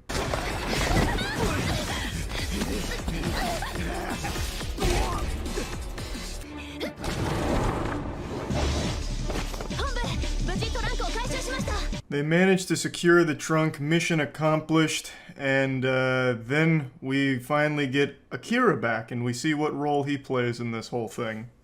なんだこりゃ喋った喋りかけたのそっちだろてかあんた一体誰なんだあなたこそ一体誰なの I need to give a special shout out to the lip syncing department here, or whoever worked on the faces in general. They are so unbelievably awful that I can't help but be impressed by the ineptitude. I have never seen faces this emotionless. And I'll show some other examples here. They only have 3 emotions. It's neutral, happy, and mad. And the way they express these is the positioning of the eyebrows, and that's it. There's 3 levels the eyebrows will end up at, and nothing else. and the lips only move up and down sometimes. It's so shockingly terrible. But anyway, Akira's back. He's now an X-Arm. He is what was in the trunk. He's an X-Arm unit now, which is a very sought-after piece of technology. I'll just fast forward through some of the filler here and fill you in that he can take control of Alma, the android, whenever he wants or whenever she invites him to, and it becomes a very useful tactic. 通常の武器では絶対に勝ち目はないからです。それが X アームです。 This is the main villain of episode 1, and he's out here looking like he just escaped a lobotomy. He's got his mouth wide open like he's gasping for air like SpongeBob when he entered Sandy Cheek's dome with no water. So he's an X-Arm user, and he's terrifying. He's able to, like, dematerialize his body, kind of like what Obito was able to do in Naruto, where he's able to have things, like, pass through him, but then he can make himself solid when he wants. 南さん。見つけた。だって臓器ってのはまだまだ人気商品なのよ。綺麗にバラしてやる。This scene's a great example of what I mean when it comes to emotion. So if you look at her face right now, that's how they portray anger on every character. They make them look like a goddamn Voltorb from Pokemon. They just tilt the eyebrows down, and it's like that's them being angry. Now the bad guys defeated our heroes temporarily, and he's got his little wiggle finger going into our abdomen talking about cutting out organs to sell. But luckily the heroes are coming back and about to save the day.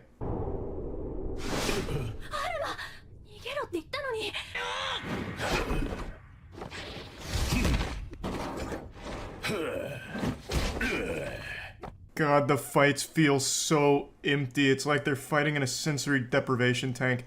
There's no sound effects other than yeah, oh, yeah, oh, and that's it. Nothing else. Sometimes they have like impact sound effects, but there's no like backing track. There's no ambient noise or anything. It's just this uncomfortable series of groans and clunky moves. あの子たちはどこだ？早く探さないと。 あなたですか？昔から機械が苦手なんだ。中に吸い込まれそうな感じで。やめろ！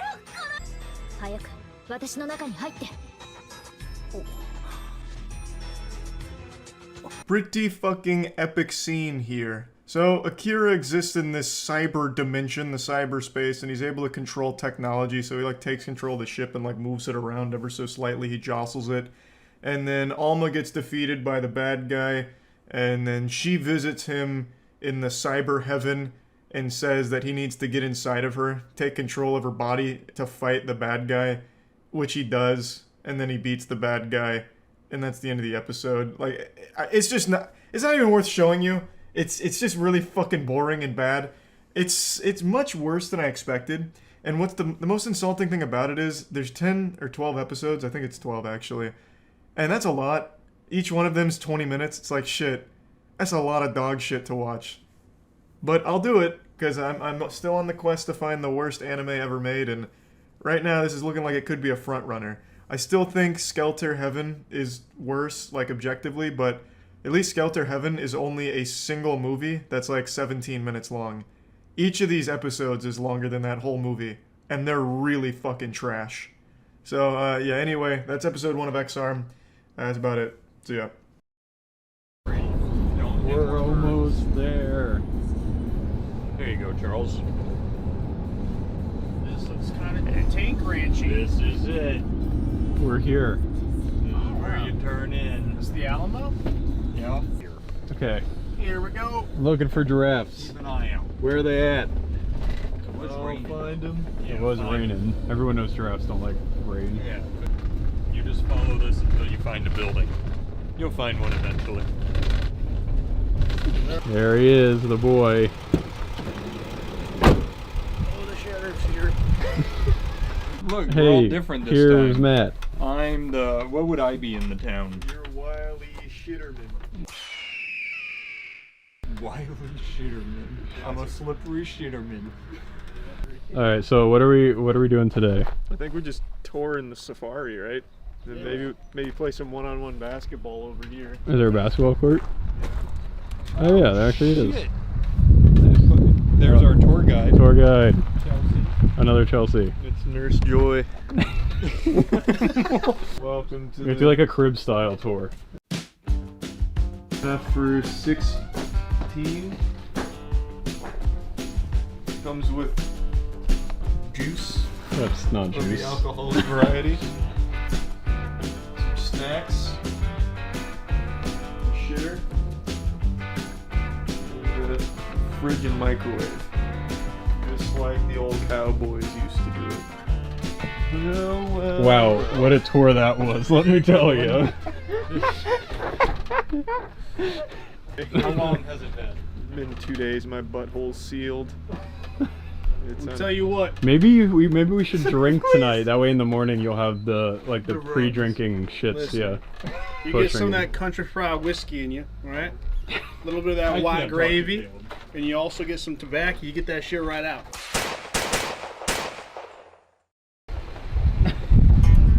Let's give them a montage they can't forget. Yeah. I'll look for rare breeds. Yeah, hold on to your hats.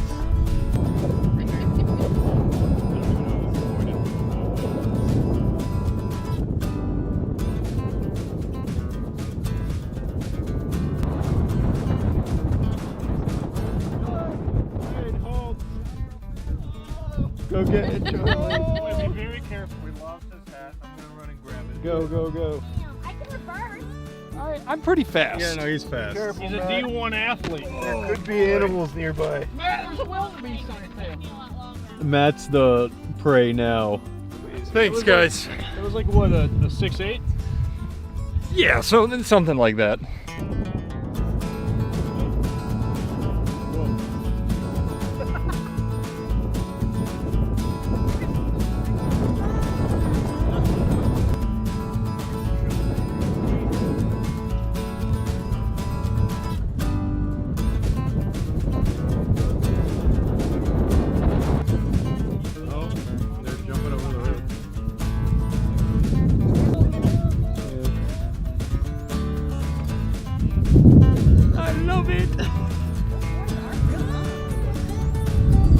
We almost went to your steakhouse the other day. Now I get why they call them longhorns. Damn, this guy is mean mugging. What an astute observation from Pinhead Larry. One to the left. These are going to mainly be Watusis and Watusi crosses. A Watusi is an African, yeah. So they're going to be your largest horn bull by circumference, not by length.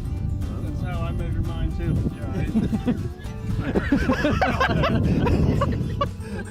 But like these are, Yeah, this guy's staring us down. Mean mugging. And he's so cute though. He's very Look at cute. that face. Hey, bud. I will eat your soul. Oh, that's pretty. He looks like he wants to be fed. Like these guys are definitely above average. Like, try me, bitch. Oh God, we're having a stare down. Hey, bud. It's crazy that animals don't even speak English. It's fucking cringe. You know you can't even ride zebras. Fucking cringe. Looks like he's about to tear your shit up. Oh, he literally shit himself. Goddamn right. How do you do a zonkey noise and a zebra noise at the same time?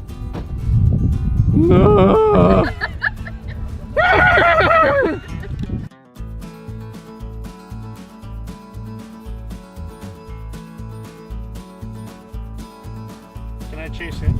Please, I'll drive up closer. You will get your shit rocked. Ralph. They won a war against Australia.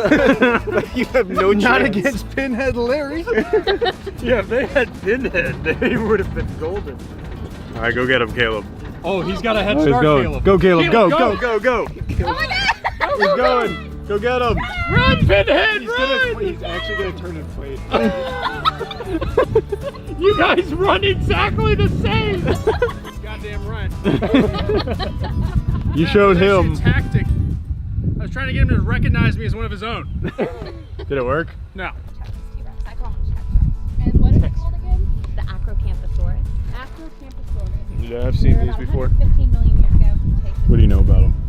Oh, they were remarkably evil. In fact, they were working on like nuclear reactors like way before we even knew about that kind of technology.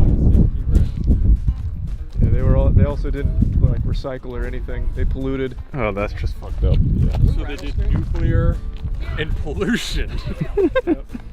So one was working. That's the worst things you could think of, by the way. Nuclear energy. They changed lanes without putting on their blinker. Out here. Like pick blue box. You see how stiff that is? Is that dinosaur poop? You see how stiff that is? Yeah. It could be petrified. What does it mean? There's a very fibrous diet here. You should probably pick it up with your hand. Or your mouth. See that, Matt? Investigate it Matt, further. come here. Matt, come here. Look at this. No, I'm not getting Okay, wait, I'm coming here. What's up? See how fibrous that is? I do, yeah. Dehydrated over time. That means this poop's at least three weeks old. So look at that. tell you enough about what the channel and how dumb it is.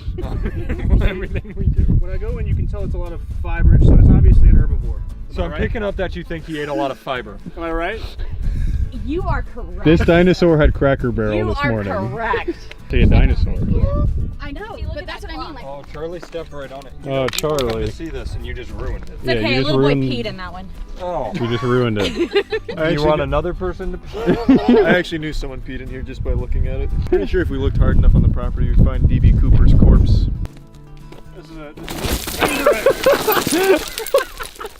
Is your hand okay? Yeah. Okay. You want me to get your hat? No, I got it, Matt. He's gonna break all the dinosaur tracks. He fell down immediately. It's called Shungite. Oh, one of the rare Shungite showers. Classic. This is from the Younger Dryas period, 100%. Oh, You can tell that from the cratering. Where can we find like some old artesian build computers? Yeah, from the prehistoric internet age. Oh, he's like smiling. Oh, he's so cozy. Hi, buddy. This is. Oh, that's Scar's girlfriend. That's not Scar. Dang it. Yeah, we don't like Yeah, we don't want you. She won't come up. She's nervous. What kind of mating sound do they make? They usually just ask for I don't know. Sound. What are you feeling? It's like, hey, I'm approaching with romantic intent. We'd like to buck. Oh, look at him. Wow. It's gonna look so bad on camera as just trees. Yeah. Oh. This is incredible. Oh, wow. Shit. There's like 50 of them. That's cute how they all stay together on all this land. Inside. Let me see if they're going to be cooperating today. You better cooperate, giraffe ride. She just throws a saddle on it. Well, everyone just stopped when Melman moved. Hi. Hi, Melvin. He doesn't even look real. He looks like CGI. He likes lettuce. I think Chelsea's is here. I'm living with Skittish. Let's see who she chooses. Well, you have longer arms. Alright, you win this time, Matt.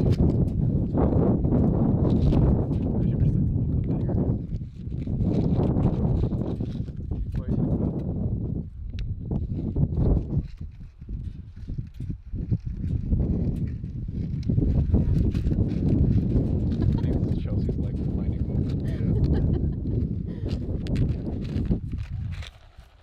Hi, buddy. You are gorgeous. Wow. God, he's cool. I can't even with you right now. What do you think those eyes have seen? Look at those eyelashes. What mascara are you using, girl? Wow. And you said Boots is pregnant? They're always pregnant. Oh, interesting. So Chloe behind you is the one that had the little girl that we saw. Congratulations. Little Maya is just a few months old. Melvin. Hey, Chelsea. Melvin is our alpha male. Oh, he looks like it. He's our head honcho.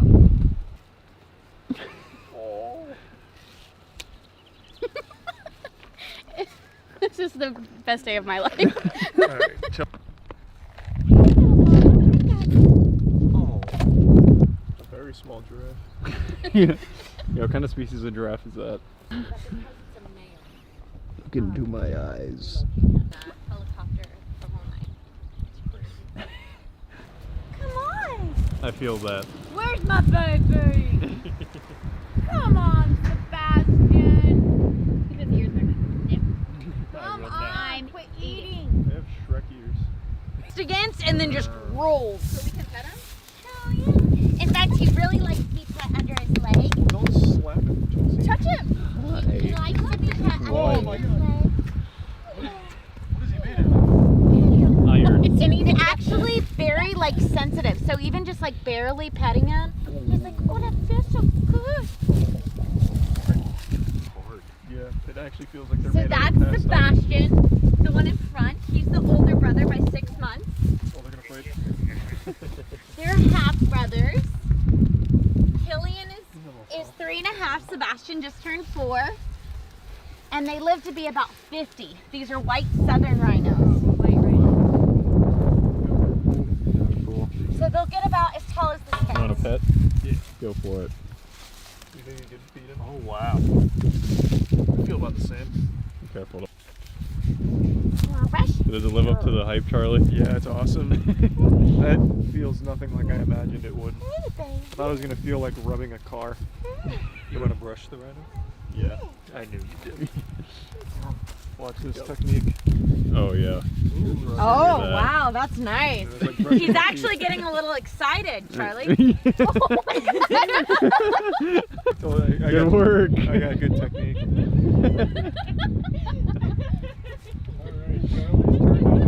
Let's go. Check that off the list. That was very kawaii.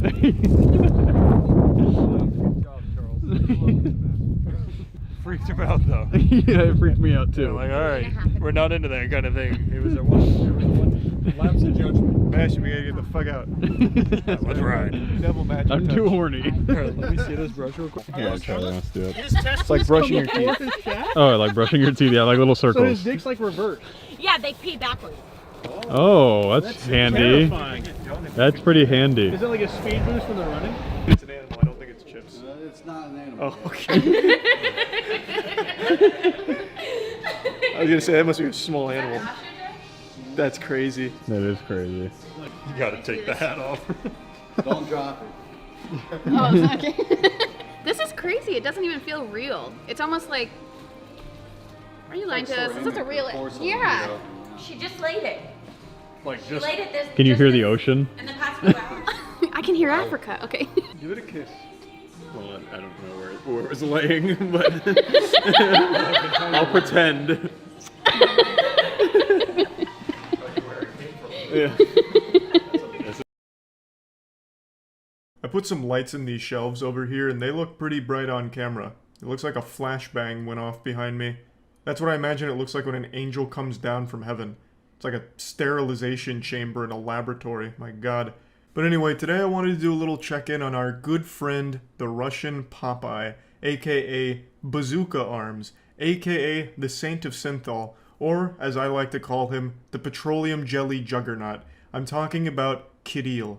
Critikal is a man who's been in the public eye for about 2-3 years now, because he injects petroleum jelly into his biceps, and he gave himself these SpongeBob anchor arm looking things. And he's not the only one in the world to do this. It's called synthol, and what they do is they inject it into whatever muscles they want to bubble up and look like a badly drawn anime character. And it's just a bunch of oil in a syringe. They inject it and it blocks blood flow and it like inflates the muscle like a balloon. And it's extremely dangerous. A lot of people have died from it, and Critil's no exception.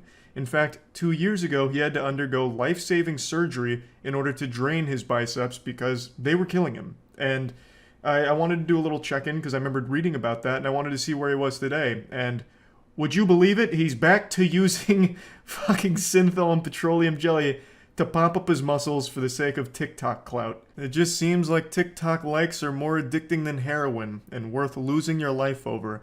Critikal is once again risking his life for the sake of his goofy fucking biceps because of the attention they garner online from people laughing at him.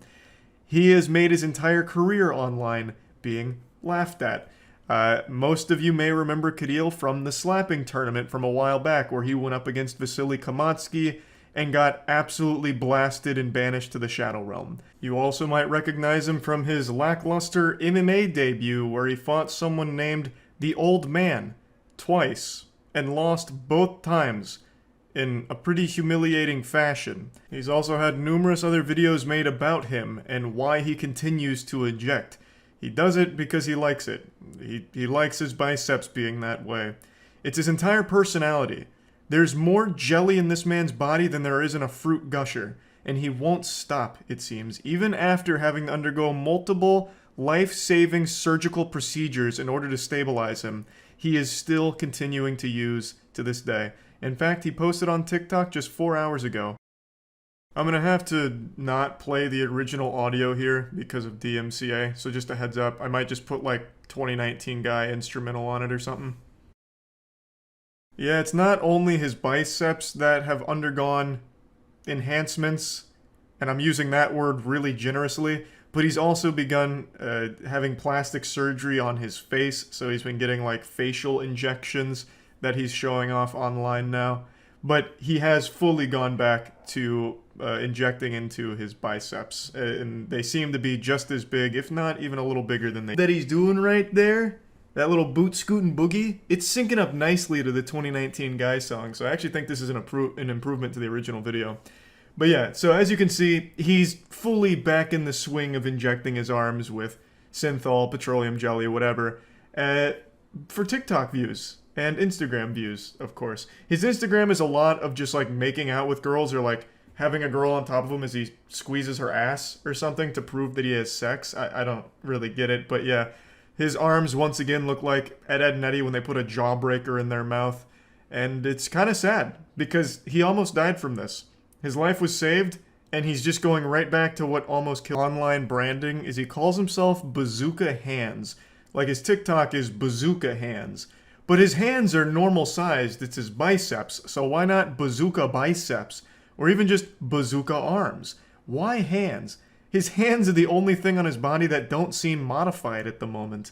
So I just feel like maybe there was like a language barrier there or something, but it doesn't really work. The name doesn't match what you get. When I hear Bazooka Hands, I'm expecting like fucking lunchbox-sized bear claws, not normal boy hands plus Popeye arms, which is why people call him Russian Popeye, because it looks like Popeye after he gets his spinach. So I don't know why he settled on Bazooka Hands for his online handles. I just think that was a bit of a misstep. But I'm not his PR agent, you know. I'm not here to really, you know, nitpick it so much, but just a little confusion there. As for all of the facial modifications he's undergone, I don't exactly know when that happened, because it kind of just came out of nowhere when following his Instagram. So I guess at some point he decided that the biceps weren't enough. He wants to continue to mod his whole body. And I don't know how he's doing the facial stuff, if that's under the supervision of a professional plastic surgeon, or if he's, again, just taking matters into his own hands and using old trusty petroleum jelly. I hope not, because that'd be awful. Like, even more awful to inject petroleum jelly directly into your fucking face, but who knows? He has a history of abusing these kind of substances, and it's just honestly sad to see him get right back on the saddle and put his life in jeopardy just for the sake of more internet attention. It's a real shame. And I think this is like an actual case of a mental illness, being addicted either to the attention or to like the appearance of the big biceps. Even though they're literally killing him, he doesn't care, it seems. Which is odd, because when they interviewed him when getting his life-saving surgery, it seemed like there was a level of self-awareness where he was like, yeah, it's pretty stupid to start doing this when I was 20. I really hope, you know, all the surgeries go well and this and that. And then, you know, fast forward not even 2 full years later, and he's right back to doing the same thing. So it's just unfortunate. I noticed in a lot of his TikToks that made me feel even worse for him is he treats himself like he's a circus freak performer, where he'll go towards the camera and like jiggle his like biceps around in order to try and make it like a shock thing, I believe, because they look like diseased. Like the biceps, they look like they're about to fall off at any moment. It looks like he's smuggling rocks under his arm. It just doesn't look normal. And I'm sure he knows that, which is why he takes it right to the camera and gets like all up in close on like all of the dead skin and all of that. I don't know. It's just really upsetting because, like I said, I remember reading when he had his arm drained, and I would have assumed he'd turn his life around from there, getting a new lease on life, a second chance. But instead, all he did was go back to the exact same routine and the exact same set of circumstances that landed him in a life-risking situation to begin with. So yeah, I just want to do a little checkup here. Unfortunately, not exactly a happy ending to it, but hopefully his arms will get drained again and he'll survive and finally learn his lesson. Who knows? But anyway, that's about it. See ya. It's 7 a.m. and I just have an insatiable appetite for a healthy, balanced breakfast of shitting on the world's most prolific television scam artist, Dr. Oz. I'm sure you've heard of Dr. Oz, maybe even watched some clips and laughed at him, but you know who's not laughing? Your mom and your grandma, who's buying all the dog shit that he keeps peddling. This guy is like the television version of those tech support scammers that take advantage of old people. It's so fucking gross, but what's crazy is he's an actual real surgeon, and I guess a pretty well-respected one at that. But I guess when he's outside of a hospital setting, he just gets hit by like a stupid beam and just becomes like a mindless drone that promotes anything that pays him. His television show is nothing but bad advice, outright lies, and selling products that don't work. You're better off getting your health advice from your local crackhead. At least he'll be more honest than Dr. Oz. You can really find endless examples of Dr. Oz lying about shit on his show in order to promote some new fat buster or magic cure to something. The main thing he always targets is fat busters, metabolism boosters, and just general magic pills. He's always going on about pills. This man promotes more pills than a fucking pharmacy. And it's the most nonsensical garbage you've ever heard of. This is goat urine concentrate. It's wonderful and will instantly cure any muscle aches in the body as well as fighting that stubborn belly fat. And it's shameless. Let me go ahead and show you one of his fat-busting gadgets that he promoted one time called the Fat Magnet. Difficult things to do, so to help you out, we've got some gadgets that are going to help you stiff off a little bit of that fat. The first is a gadget that actually helps you cut the fat quite literally. Let's see if it really works. What's this called? Well, the name says it all. This is the Fat Magnet. And what this actually does is it skims the fat off from stews and chilies and different types of gravies. What you do is you just freeze this in the freezer for 2.5 hours, and then you glide it on top. And what this does is it gets rid of all of that grease. Can you all see that? So it solidifies it, and then you can use a scraper to actually get rid of it. So it's... If I have to explain to you why this doesn't work, then you're already too far gone. This is one of the most blatantly obvious scams I've ever seen promoted on a show. A fat magnet. There is no basis in science or anything with this one. And the demonstration they give here is, oh, you just run it on top of the food here, and look at all the grease it picked up. And it's just some fucking grease sitting on top of there. No shit, you just put it inside of a fucking greasy stew. Like, you could get the same effect if you put a paper towel in there. But what gets me is the audience going, ooh, whoa. Like, if their mind just got blown, like they've never seen fucking grease on the surface of something. This doesn't suck up fat or anything. There's plenty of videos, including news agencies, that were just debunking Dr. Oz because it got so bad at one point, going over like how the fat magnet doesn't work even slightly. It is literally a fucking butt plug that can just touch grease, and that's it. It's not some magic wizard grease wand that can somehow vaporize the fat and solidify it from the pan here. And it doesn't even try in their own demonstration. Dr. Oz doesn't challenge it or explain it or anything because it's not real. He was paid to shill it, and god damn it, he will. This man will literally sell anything. Now, from what I remember, most of it's not harmful to your health. I mean, I guess if you tried to take every single pill he's promoted, you'd probably explode, like something right out of The Boys. But, like, the actual individual stuff he peddles isn't, like, detrimental to your health. It's just useless and a waste of money. It'll just be some garbage like, you know, every afternoon around 3 p.m., if you gargle pickled chicken foot juice, it'll be great for your tonsils. Or if you go on my website right now and buy this magic bean pill, it'll give you bigger muscles and tone up that stubborn arm fat. Just nonsense. It's just absolute nonsense. And from most of the medical community, they call him a quack because of his show, even though he was an actual real surgeon and a pretty successful one at that. But this guy has become so corrupted, there is nothing he won't promote to his audience. I could probably pay him $50 and he would go on his show and claim that my pocket trumpet is actually a fat blasting apparatus, and then, you know, start talking about how if you just listen to me playing the pocket trumpet for 15 minutes a day, your body fat will just start to melt right off your bones thanks to the frequencies of the notes I'm playing. Just garbage. And he will do it with a smile on his face. If you've got a medical problem you can't solve, you may find the answer in the next few minutes. Start, and this is the area of energy medicine. Reiki, and you're a Reiki master. My wife Lisa is a Reiki master. So when the kids get sick, when I'm out of sorts, she actually comes by. I can't even tell when she's treating me. Sometimes she secretly treats me.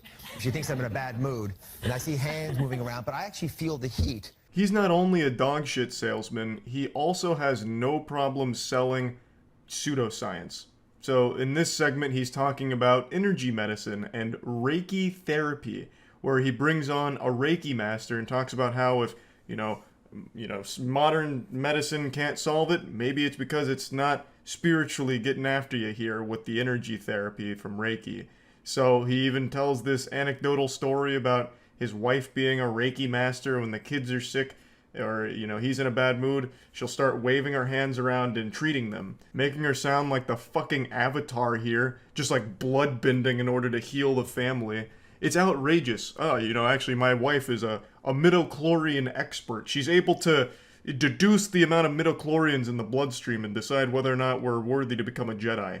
Yeah, like, this is all a bunch of fucking nonsense, but he keeps using words like therapy, healing, treatment when talking about Reiki here, which obviously convinces the older viewers that it must be real because it's coming from a fucking doctor. Like that's so wrong. Like, there is a reason why the medical community hates Dr. Oz so much, and it's for shit like this. Not just the selling of pills that don't work and all of that, but also the promotion of alternative medicine that isn't legitimate. This is supposed to be a medical show based in science, evidence, fucking facts, but instead we have an entire Reiki section here. Reiki is a balancing practice. And so rather than addressing the headache or whatever else is the problem, what it does is it influences the person's overall system toward balance. And then as her system becomes more balanced, symptoms tend to fall away. Then over time, for example, if you get headaches, you know, you may find that you get them less frequently. Do you feel anything, Dalita? Oh, yes, my headache's going away. Your headache's going away? Yes. And do you feel any heat? Yes. Because those are usually what I feel. Oh my god, it's a miracle. She squeezed the headache right out of her skull there. She was able to touch the pain away. Fuck. Magnificent! I'll have to book a Reiki therapy session ASAP. It's so fucking stupid. I don't know what compelled me to talk about Dr. Oz today. I just started thinking about it and decided to jump down the rabbit hole again, because it's been a little while since I checked in on Dr. Oz. I don't think he even has his show anymore. I'm not positive, and I don't feel like really looking into it so much at the moment. But this went on for years. He was able to convince older viewers for a long time on things that don't exist and aren't legitimately based in anything real. And I think that's pretty wrong. I think that's pretty sad. I do remember that Dr. Oz is trying to get into politics. I think he's actually running for Senate or something at the moment. Hopefully that doesn't pan out. That would be fucking awful and miserable. But anyway, I just wanted to talk about some of these scams here a little bit, and that's really about it. So yeah. Every child's worst nightmare just came true. This is more traumatizing for kids than if their parents divorce. Roblox just made a drastic change. They replaced the iconic oof sound. And even if you've never played Roblox, I'm certain you're familiar with that sound because it's been used in everything, everywhere for like the last 6 or 7 years now. It's become more popular than the Happy Birthday song. This is a legitimate tragedy. It's been 3 days since Doomsday, and it doesn't seem like they're going to be overturning this decision. This is pure lunacy. They've replaced it with a truly awful sound effect. It doesn't even come close to the original oof, and it's terrible, you know? You hate to see this happen. If you step outside every day around 3 p.m. when school gets out, you can hear the distant cries of children everywhere as they're mourning the loss of the great oof sound effect, as they punch the air, tears in their eyes, and just wonder where it all went wrong. I'll go ahead and show you a video that compares the old oof sound effect to the new one, and you can see just how horrible it is in comparison.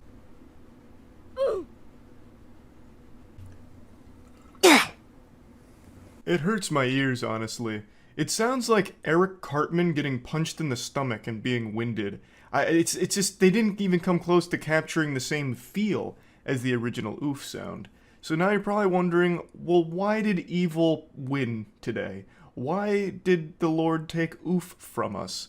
And Roblox has an official statement on it, which I'll show you now. This is their tweet regarding this stance. Related to sounds, due to a licensing issue, we have removed the oof sound from Roblox and have created a replacement default sound which launches today. We plan to expand our avatar shop with a whole range of both old and new sounds in the future. More to come on this. This is not cause for celebration. Just because you're adding like an avatar shop with new sounds, old and new, who gives a fuck? You got rid of what makes Roblox special. Now, I'm not really a Roblox player, I never was. The only Roblox gaming I've ever done is for the sake of streaming during Squid Game. Like, I just play Roblox Squid Game because that was pretty enjoyable, and that's where I met, like, the internet's most fearsome fiend, Jim Wool. And, I mean, it was a good time, like, I enjoyed it, but Roblox was never really for me. But even I had an appreciation for that oof sound. It's the only reason people played Roblox. Without it, the game is kind of dead. You know, there's not a whole lot to do now that you can't hear oof a million fucking times every couple of seconds. Of course, I'm exaggerating, but I mean, it was a big part of the game's identity. It's the main thing from Roblox that transcended the game. Like I said, it was used in everything from YouTube videos to other games and all kinds of different pieces of media. So it actually is kind of surprising that they let it go instead of fought for it. Now, the reason the licensing was an issue is because that sound, the oof sound, is actually lifted from another game called Messiah. It's not a Roblox original, it was something they took from Messiah and put in their game, so they never really owned it in the first place. And actually, in 2020, Roblox started charging creators $1 just to include the oof sound effect in the games they create for Roblox. And this was just because of an ongoing dispute with the actual noise creator, Tommy Tallarico. He wasn't super pleased that Roblox had included the noise, and I guess this was their way of making it better by charging $1 every time it was used. And I suppose that arrangement worked for a little while until this week they just said, fuck it, we're done with it. Here's a new sound that we created by one of our interns getting slapped in the face. It's not a great replacement, though I suppose the community will probably have a way of replacing it themselves if they don't already. I've seen a couple videos of people giving tutorials on how to bring it back, but as an official capacity, I guess it's dead and buried now. I just wanted to talk about it a little bit because I'm not a big Roblox guy, never have been. I never dabbled in the in-game Roblox stock market for kids, nor did I invest in the real-world Roblox stock market for idiots. I just thought it was an interesting topic, and even if you don't like Roblox, you know that oof sound, and now it's gone. God rest its soul. That's about it. See ya. I know when you all look at me, you see an emotionless alpha sigma male hybrid fusion, just a 5'6" slab of masculine meat. But I'm more than just an athletic specimen of raw testosterone. I'm a human being, and it's so easy to forget that on the internet. Across the cyberspace from behind the computer screen sits a man, who was once a boy, but over the course of many years became a man. Me. And I sit here in my throne of swamp ass, and just like every Facebook status for every teenage girl during the early 2000s, I live, I laugh, I love. And today I just want to show you a different side of me. The happy side. I'm obviously just messing around here, but I genuinely am very appreciative of what's been going on with the channel recently. We hit 11 million subscribers a few days ago, right before my birthday, and what an incredible gift that was. So I just wanted to give a big thank you for the incredible fucking support recently. It's been mind-blowing. I don't usually make videos about like milestone numbers. Occasionally I do, but it's never been the focal point of why I make content. It's not for the bigger number, better person mentality or anything like that. But it's hard not to recognize what these numbers actually mean. It's 11 million people that like the shit that I post. Things that I make for fun, people also have fun watching. And that just means the world to me. And I've said this before, but I just want to say it again. A genuine, heartfelt thank you to every single one of you who watches all this. So I just wanted to give a big thank you and show you myself being vulnerable. A lobster removing its hard outer shell. This is the soft insides of Charles. I know it's a cliche, but this is something I never would have imagined for myself.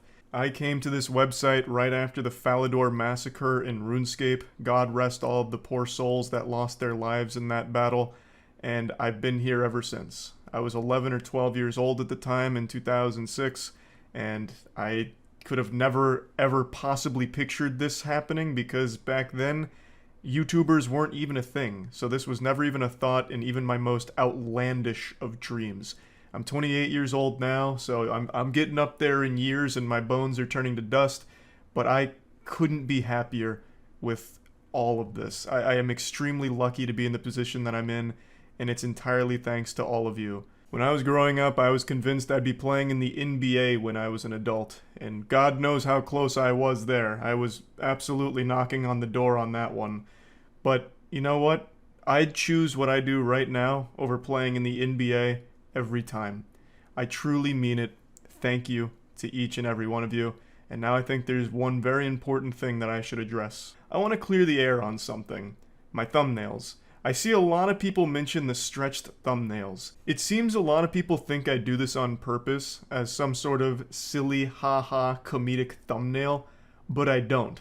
I don't put like any thought into thumbnails. A plant has more thoughts during photosynthesis than I do during thumbnail creation. I've said this for over a decade now, but I'll say it again. The majority of my content thumbnails are random, auto-generated thumbnails. When they're stretched, it's because I had to step in and do it myself. Because what happens is, sometimes there's black bars on the side of the thumbnail, and that bothers me. I don't really like when a thumbnail doesn't take up the full space, so what I'll do is I'll then take a random moment in the video, put it into Sony Vegas. Yes, I'm one of the last 3 people on this planet that still use that software, like a fucking Neanderthal. I'm pretty sure I'm like the only thing keeping that entire fucking operation afloat by this point. I've been paying for that for like 8 years now, and allegedly may have pirated it when I was a kid, so I've just become super used to it and stick with it. So when I take that picture into Sony Vegas, I'll stretch it so it fills up the entire space. And since I have my Sony Vegas set to not maintaining aspect ratio by default, when I stretch it, the entire image stretches. So it doesn't keep the same aspect ratio, which leads to all the distortion. And I just let it ride. When I do remember to flick the aspect ratio back on to maintain it, you'd have no idea that I made it fill the space. But I don't always remember to, and I just say, fuck it, we'll do it live and post it with it stretched. Because it doesn't personally bother me when the thumbnails are stretched, but it seems like it does for other people, or it gives them the misconception that I'm doing it as like a joke, when in reality, the truth is much more pathetic than the fiction. I'm doing it out of technical incompetence and laziness. I know a lot of the thumbnails look like the Super Mario 64 start screen where you can stretch his face all around and shit, and I just never bothered to take the extra 5 minutes to fix it, so that's why a lot of the thumbnails are stretched. It's not done on purpose as a joke or anything. So now with that out of the way, I want to go back to putting on my smile and cheesing and saying genuinely thank you to all of you so much for watching and being so supportive and sweet. It means the world to me, and I can't wait to show you more of the wild shit that we've been cooking up. So yeah, really, that's about it.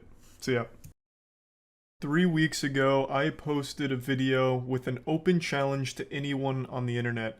This was kind of like my Willy Wonka moment, but instead of inviting you all to a chocolate factory, I invited you all to an insane asylum. The challenge I issued was perhaps the hardest challenge that currently exists in all of gaming. It is a challenge that has been completed by 0 people in 18 years. That's right, no exaggeration, not a single person in the entire world has completed this challenge in the 18 years that it's been available. But I was naive. In my hubris, I thought I could play God and make a miracle happen. I was under the impression that maybe the reason this hasn't been completed is because the motivation for gamers just wasn't there. So I took a page out of Scrooge McDuck's playbook, I reached into my pockets and I slapped a $5,000 bounty on this bad boy, thinking that this would incentivize people to run it and we might see a champion emerge. But unfortunately, all we've seen emerge so far is mental illness. This has broken some people's minds. Spirits are shattered. I wouldn't be surprised if some runners got addicted to hard drugs as a result of this, just trying to forget the pain of even attempting the challenge. Over the last 3 weeks, it has been misery for quite a few runners who've given it a try. Let me go ahead and break down this entire thing for you. The challenge was completing Halo 2 on Legendary difficulty with 13 of the 14 skulls on deathless. So 0 deaths, solo, Halo 2 Legendary with 13 skulls on. The only skull not on is Envy. For those that don't know, skulls in Halo 2 are gameplay modifiers that make the game harder. All of them except for the Envy skull. The Envy skull gives you camo when you use your flashlight, so it's super helpful. So turning that skull off, but still doing the other 13 skulls, completing it on Legendary, solo, without taking a single death. It's never been done before in the 18 years that Halo 2 has been out, and I really wanted to try and push the human race towards greatness. I wanted to witness history being made. And I've watched so many streams of so many different people trying this, and it's just sad. I'm not kidding, this isn't an exaggeration. Of all of the runners I've seen over the last 3 weeks, 99% of every single runner couldn't get past level 1.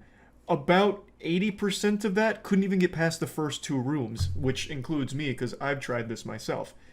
Of every single runner, there's only been 4 runners on Twitch that I've seen get past level 1, and only 2 of them have done it more than once. A popular YouTuber named Hidden Xperia even attempted it for a video and didn't get past the first level.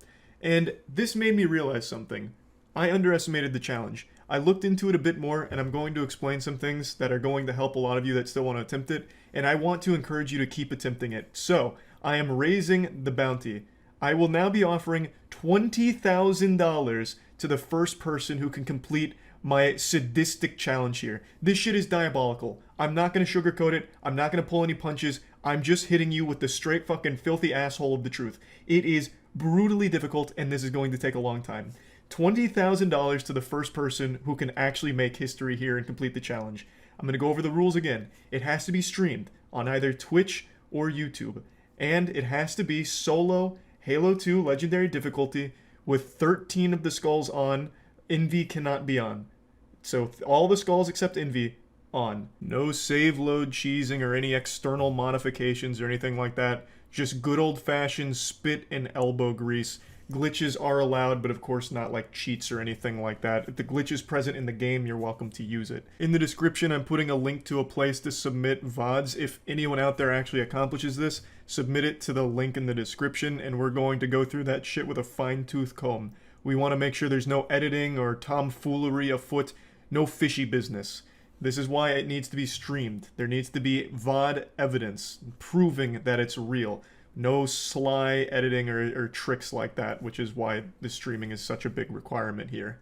Now, I'm also going to be linking a Discord in the description that was started by the community that has all of like the best strats and best ways of approaching this challenge. So if anyone's interested in learning how to do it or having information at their fingertips to give it a try, the link to that Discord is going to be in the description. That could be really helpful. There's 2 ways of doing this. You can either do it on Halo 2 Classic, the original Halo 2 Xbox game, or you can do Halo 2 Anniversary, which is in the Master Chief Collection, and that even has a lasso playlist that has Envy off by default. Now let me give you all of the cheat sheets and everything that we've learned, or I've learned rather. Halo 2 Anniversary is significantly harder to do this on. The tick rate in Halo 2 Anniversary is higher, which means the enemies are shooting more frequently, faster. So they'll mag dump you so quick that you'll insta-die, whereas in Halo Classic you'll have a little bit more time to respond and hide or respond and fight back. Halo 2 Anniversary is much more difficult here because not only is the tick rate higher, some of the glitches that exist in Halo 2 Classic don't exist in Halo 2 Anniversary. The biggest one being ghosting.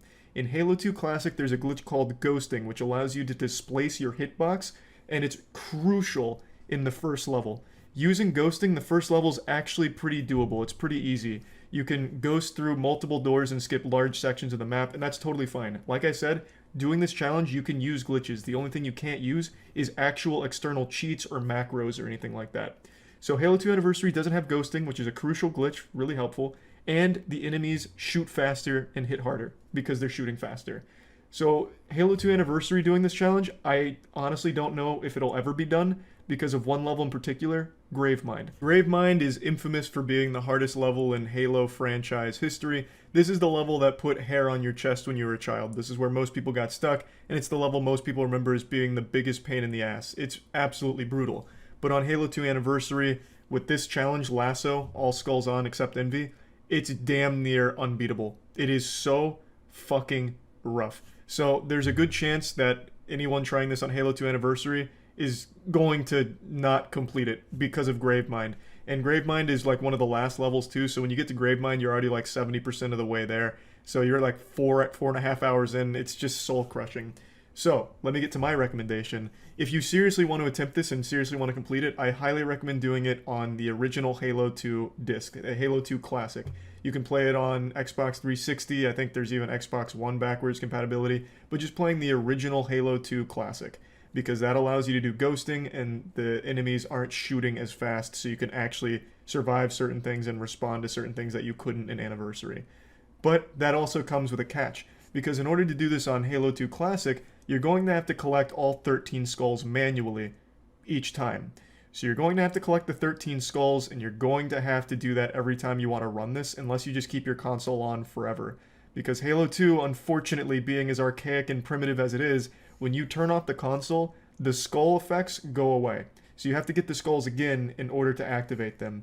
There's ways of kind of cheesing this with making certain save profiles in front of skulls. So if you want to do this multiple times across multiple days, you make these profiles and then just load them up, grab the skull, and then start. Saves you some time, but it is still tedious. So setting it up is more tedious in Halo 2 Classic, but the actual challenge is more doable there. Whereas starting in Halo 2 Anniversary is more convenient because the skulls you can just turn on from the start, but actually completing the challenge there is much more difficult. So there's trade-offs for both. Now I'd like to talk about the two runners that I briefly mentioned that consistently get past the first level. The runners are Jervalin and Pedrogas. Jervalin is the closest by far. I'm going to go ahead and show you a couple Jervalin clips here, but he's gotten to Gravemind a few times actually, but has unfortunately had his runs cut short due to some bullshit, and it's just rough. Let me show you some Jervalin clips. Just get me up top, brother. Oh, shit, dude. I played that hard as fuck. Okay, I gotta kill this guy. Come on, dude. Just give me my back smack, brother. No! He ate a back smack, dude. He ate a back smack. Oh my god. Oh no, I think I might be dead, boys. Oh my god, I'm fucking dead, chat.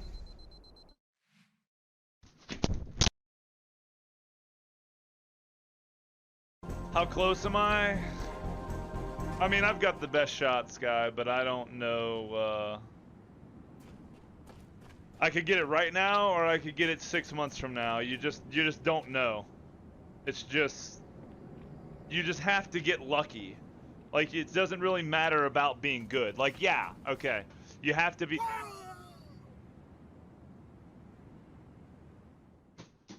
That first clip where the brute shook him down for his lunch money was on Gravemind. That could have been a huge clutch moment there, but it just wasn't in the cards. Actually, as I'm making this video, Jervalin is still streaming runs right now. Are you coming over here?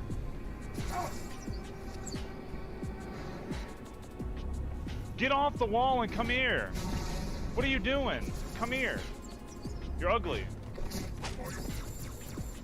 The Sigma grind set is absolutely remarkable here. But like I mentioned, he's not the only one. There's another runner who's consistently at least made it past the first level, and that's Pedrogas. Here's just a clip of some of the chaos and an unfortunate run ending moment.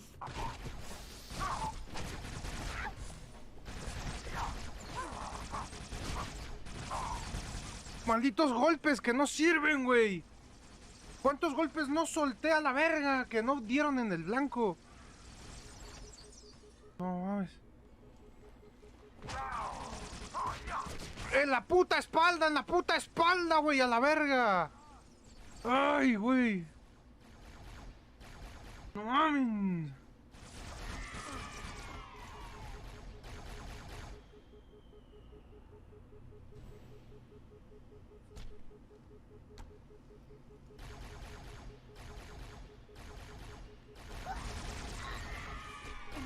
Wait, no mames, güey, es en serio. Yeah, it's soul crushing and demands perfection. It's like a 6-hour run, 6 to 7 hours depending on how efficient you are, and you have to play absolutely perfect the entire time with almost no mistakes, and still luck needs to be on your side. I think it can be done. I really do. $20,000 to the first person that can do it. Let's make some history. Let's get wild and wacky. I want to see it. I believe. That's about it. See ya. It's been said for years that the happiest moments of people's lives are their first kiss, their wedding day, birth of their first child, and the day they move into a house. And all of that may have been true 200 years ago when we were still a fucking primitive cringe species, when we were still traversing the Oregon Trail debating whether or not to ford a river and trying not to die of cholera. But it's not the 1800s anymore, pussy. It's time we update that list. What is the happiest moment of a person's life? The day that Godslap came out. Which is today. For about 2.5 years now, we've been hard in the lab like Professor Utonium trying to create the perfect comic book series. And we finally did. For anyone that doesn't remember, this is a series that's written by myself, Jackson, Danny, Matt, and Stephanie. Stephanie is Matt's sister, and she is a professional comic book writer. She's been writing for years. She's written for DC as well as many others, and we've been working on this for quite a while now. Godslap is a never-ending roller coaster of action and adventure. It's so powerful it'll replace the blood in your body with pure diesel. And the action's so intense it's going to trigger your own personal fight-or-flight response just from reading it. And yeah, this bad boy's out right now at godslapbook.com. I'll put a link in the description. This is issue 1, and it's 48 pages that'll change your life forever. And it's scientifically proven to make you more attractive when you finish reading it. The artist behind Godslap is a man named Ricardo Jamie, and he's probably the most talented artist on the planet. You can flip to any page in here, and it's just like an actual fucking masterpiece. I'll put a link to his Instagram in the description so you can see more of his work. I don't want to spoil too many pages, but I do at least want to show you the style. We went with black, white, and blood. We wanted to try and make a blend of manga meets western to a certain level, and we just thought this looked really cool. So everything in Godslap is black and white except for the blood. That's fully colored. And it sounds kinda edgy, and it kinda is, but the shit absolutely slaps. I couldn't be happier with how issue 1 came out. Ricardo did absolutely amazing work. Just unbelievable stuff. Now, I want to address the elephant in the room. Last year, you might remember we actually ran the prologue for Godslap and put that up for sale. It was just the first 15 pages as a teaser to show you what we've been working on over the last year.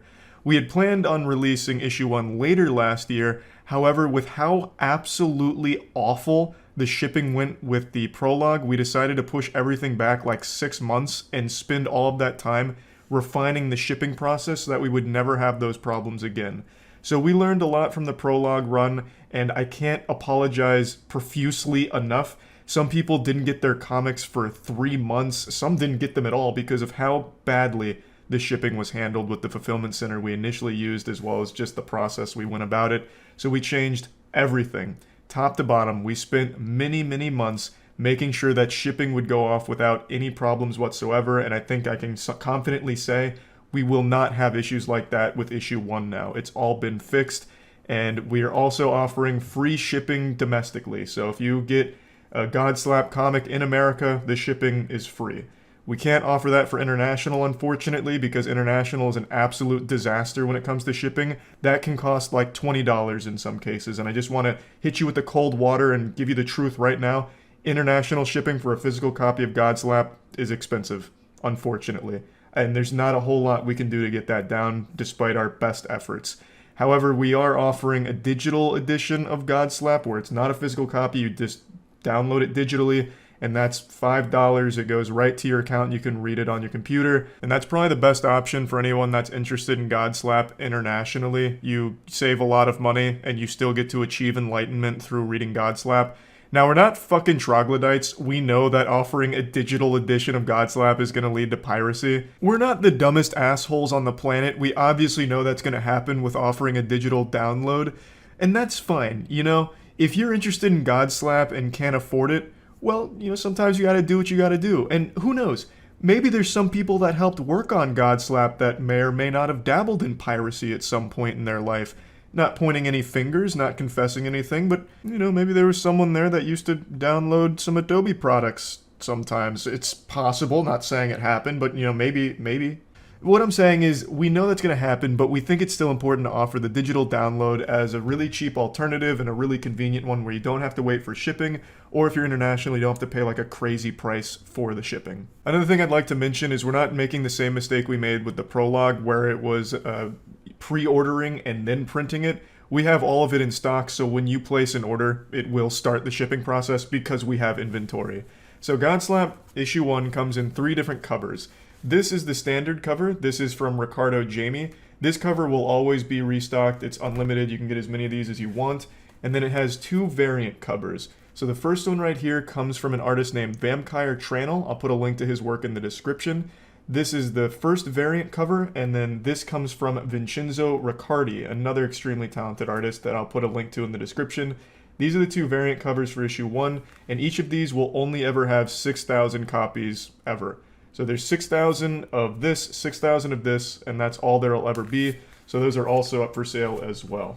We also thought it'd be fun to offer posters for your favorite covers. So if you really like the standard cover from Ricardo, you can get a poster of it. Or if you really like the limited edition variants, like the Vincenzo Riccardi one, there's a poster.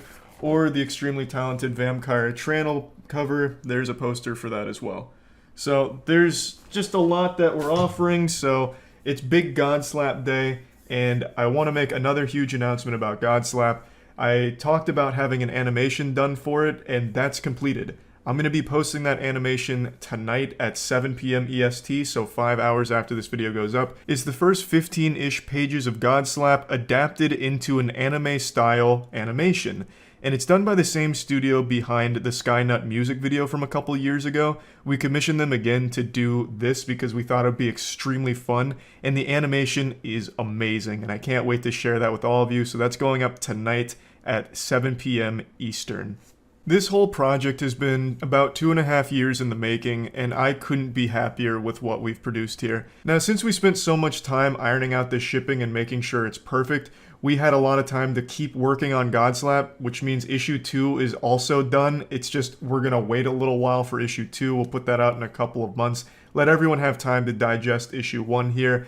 But issue 2 is also on the horizon very shortly as well.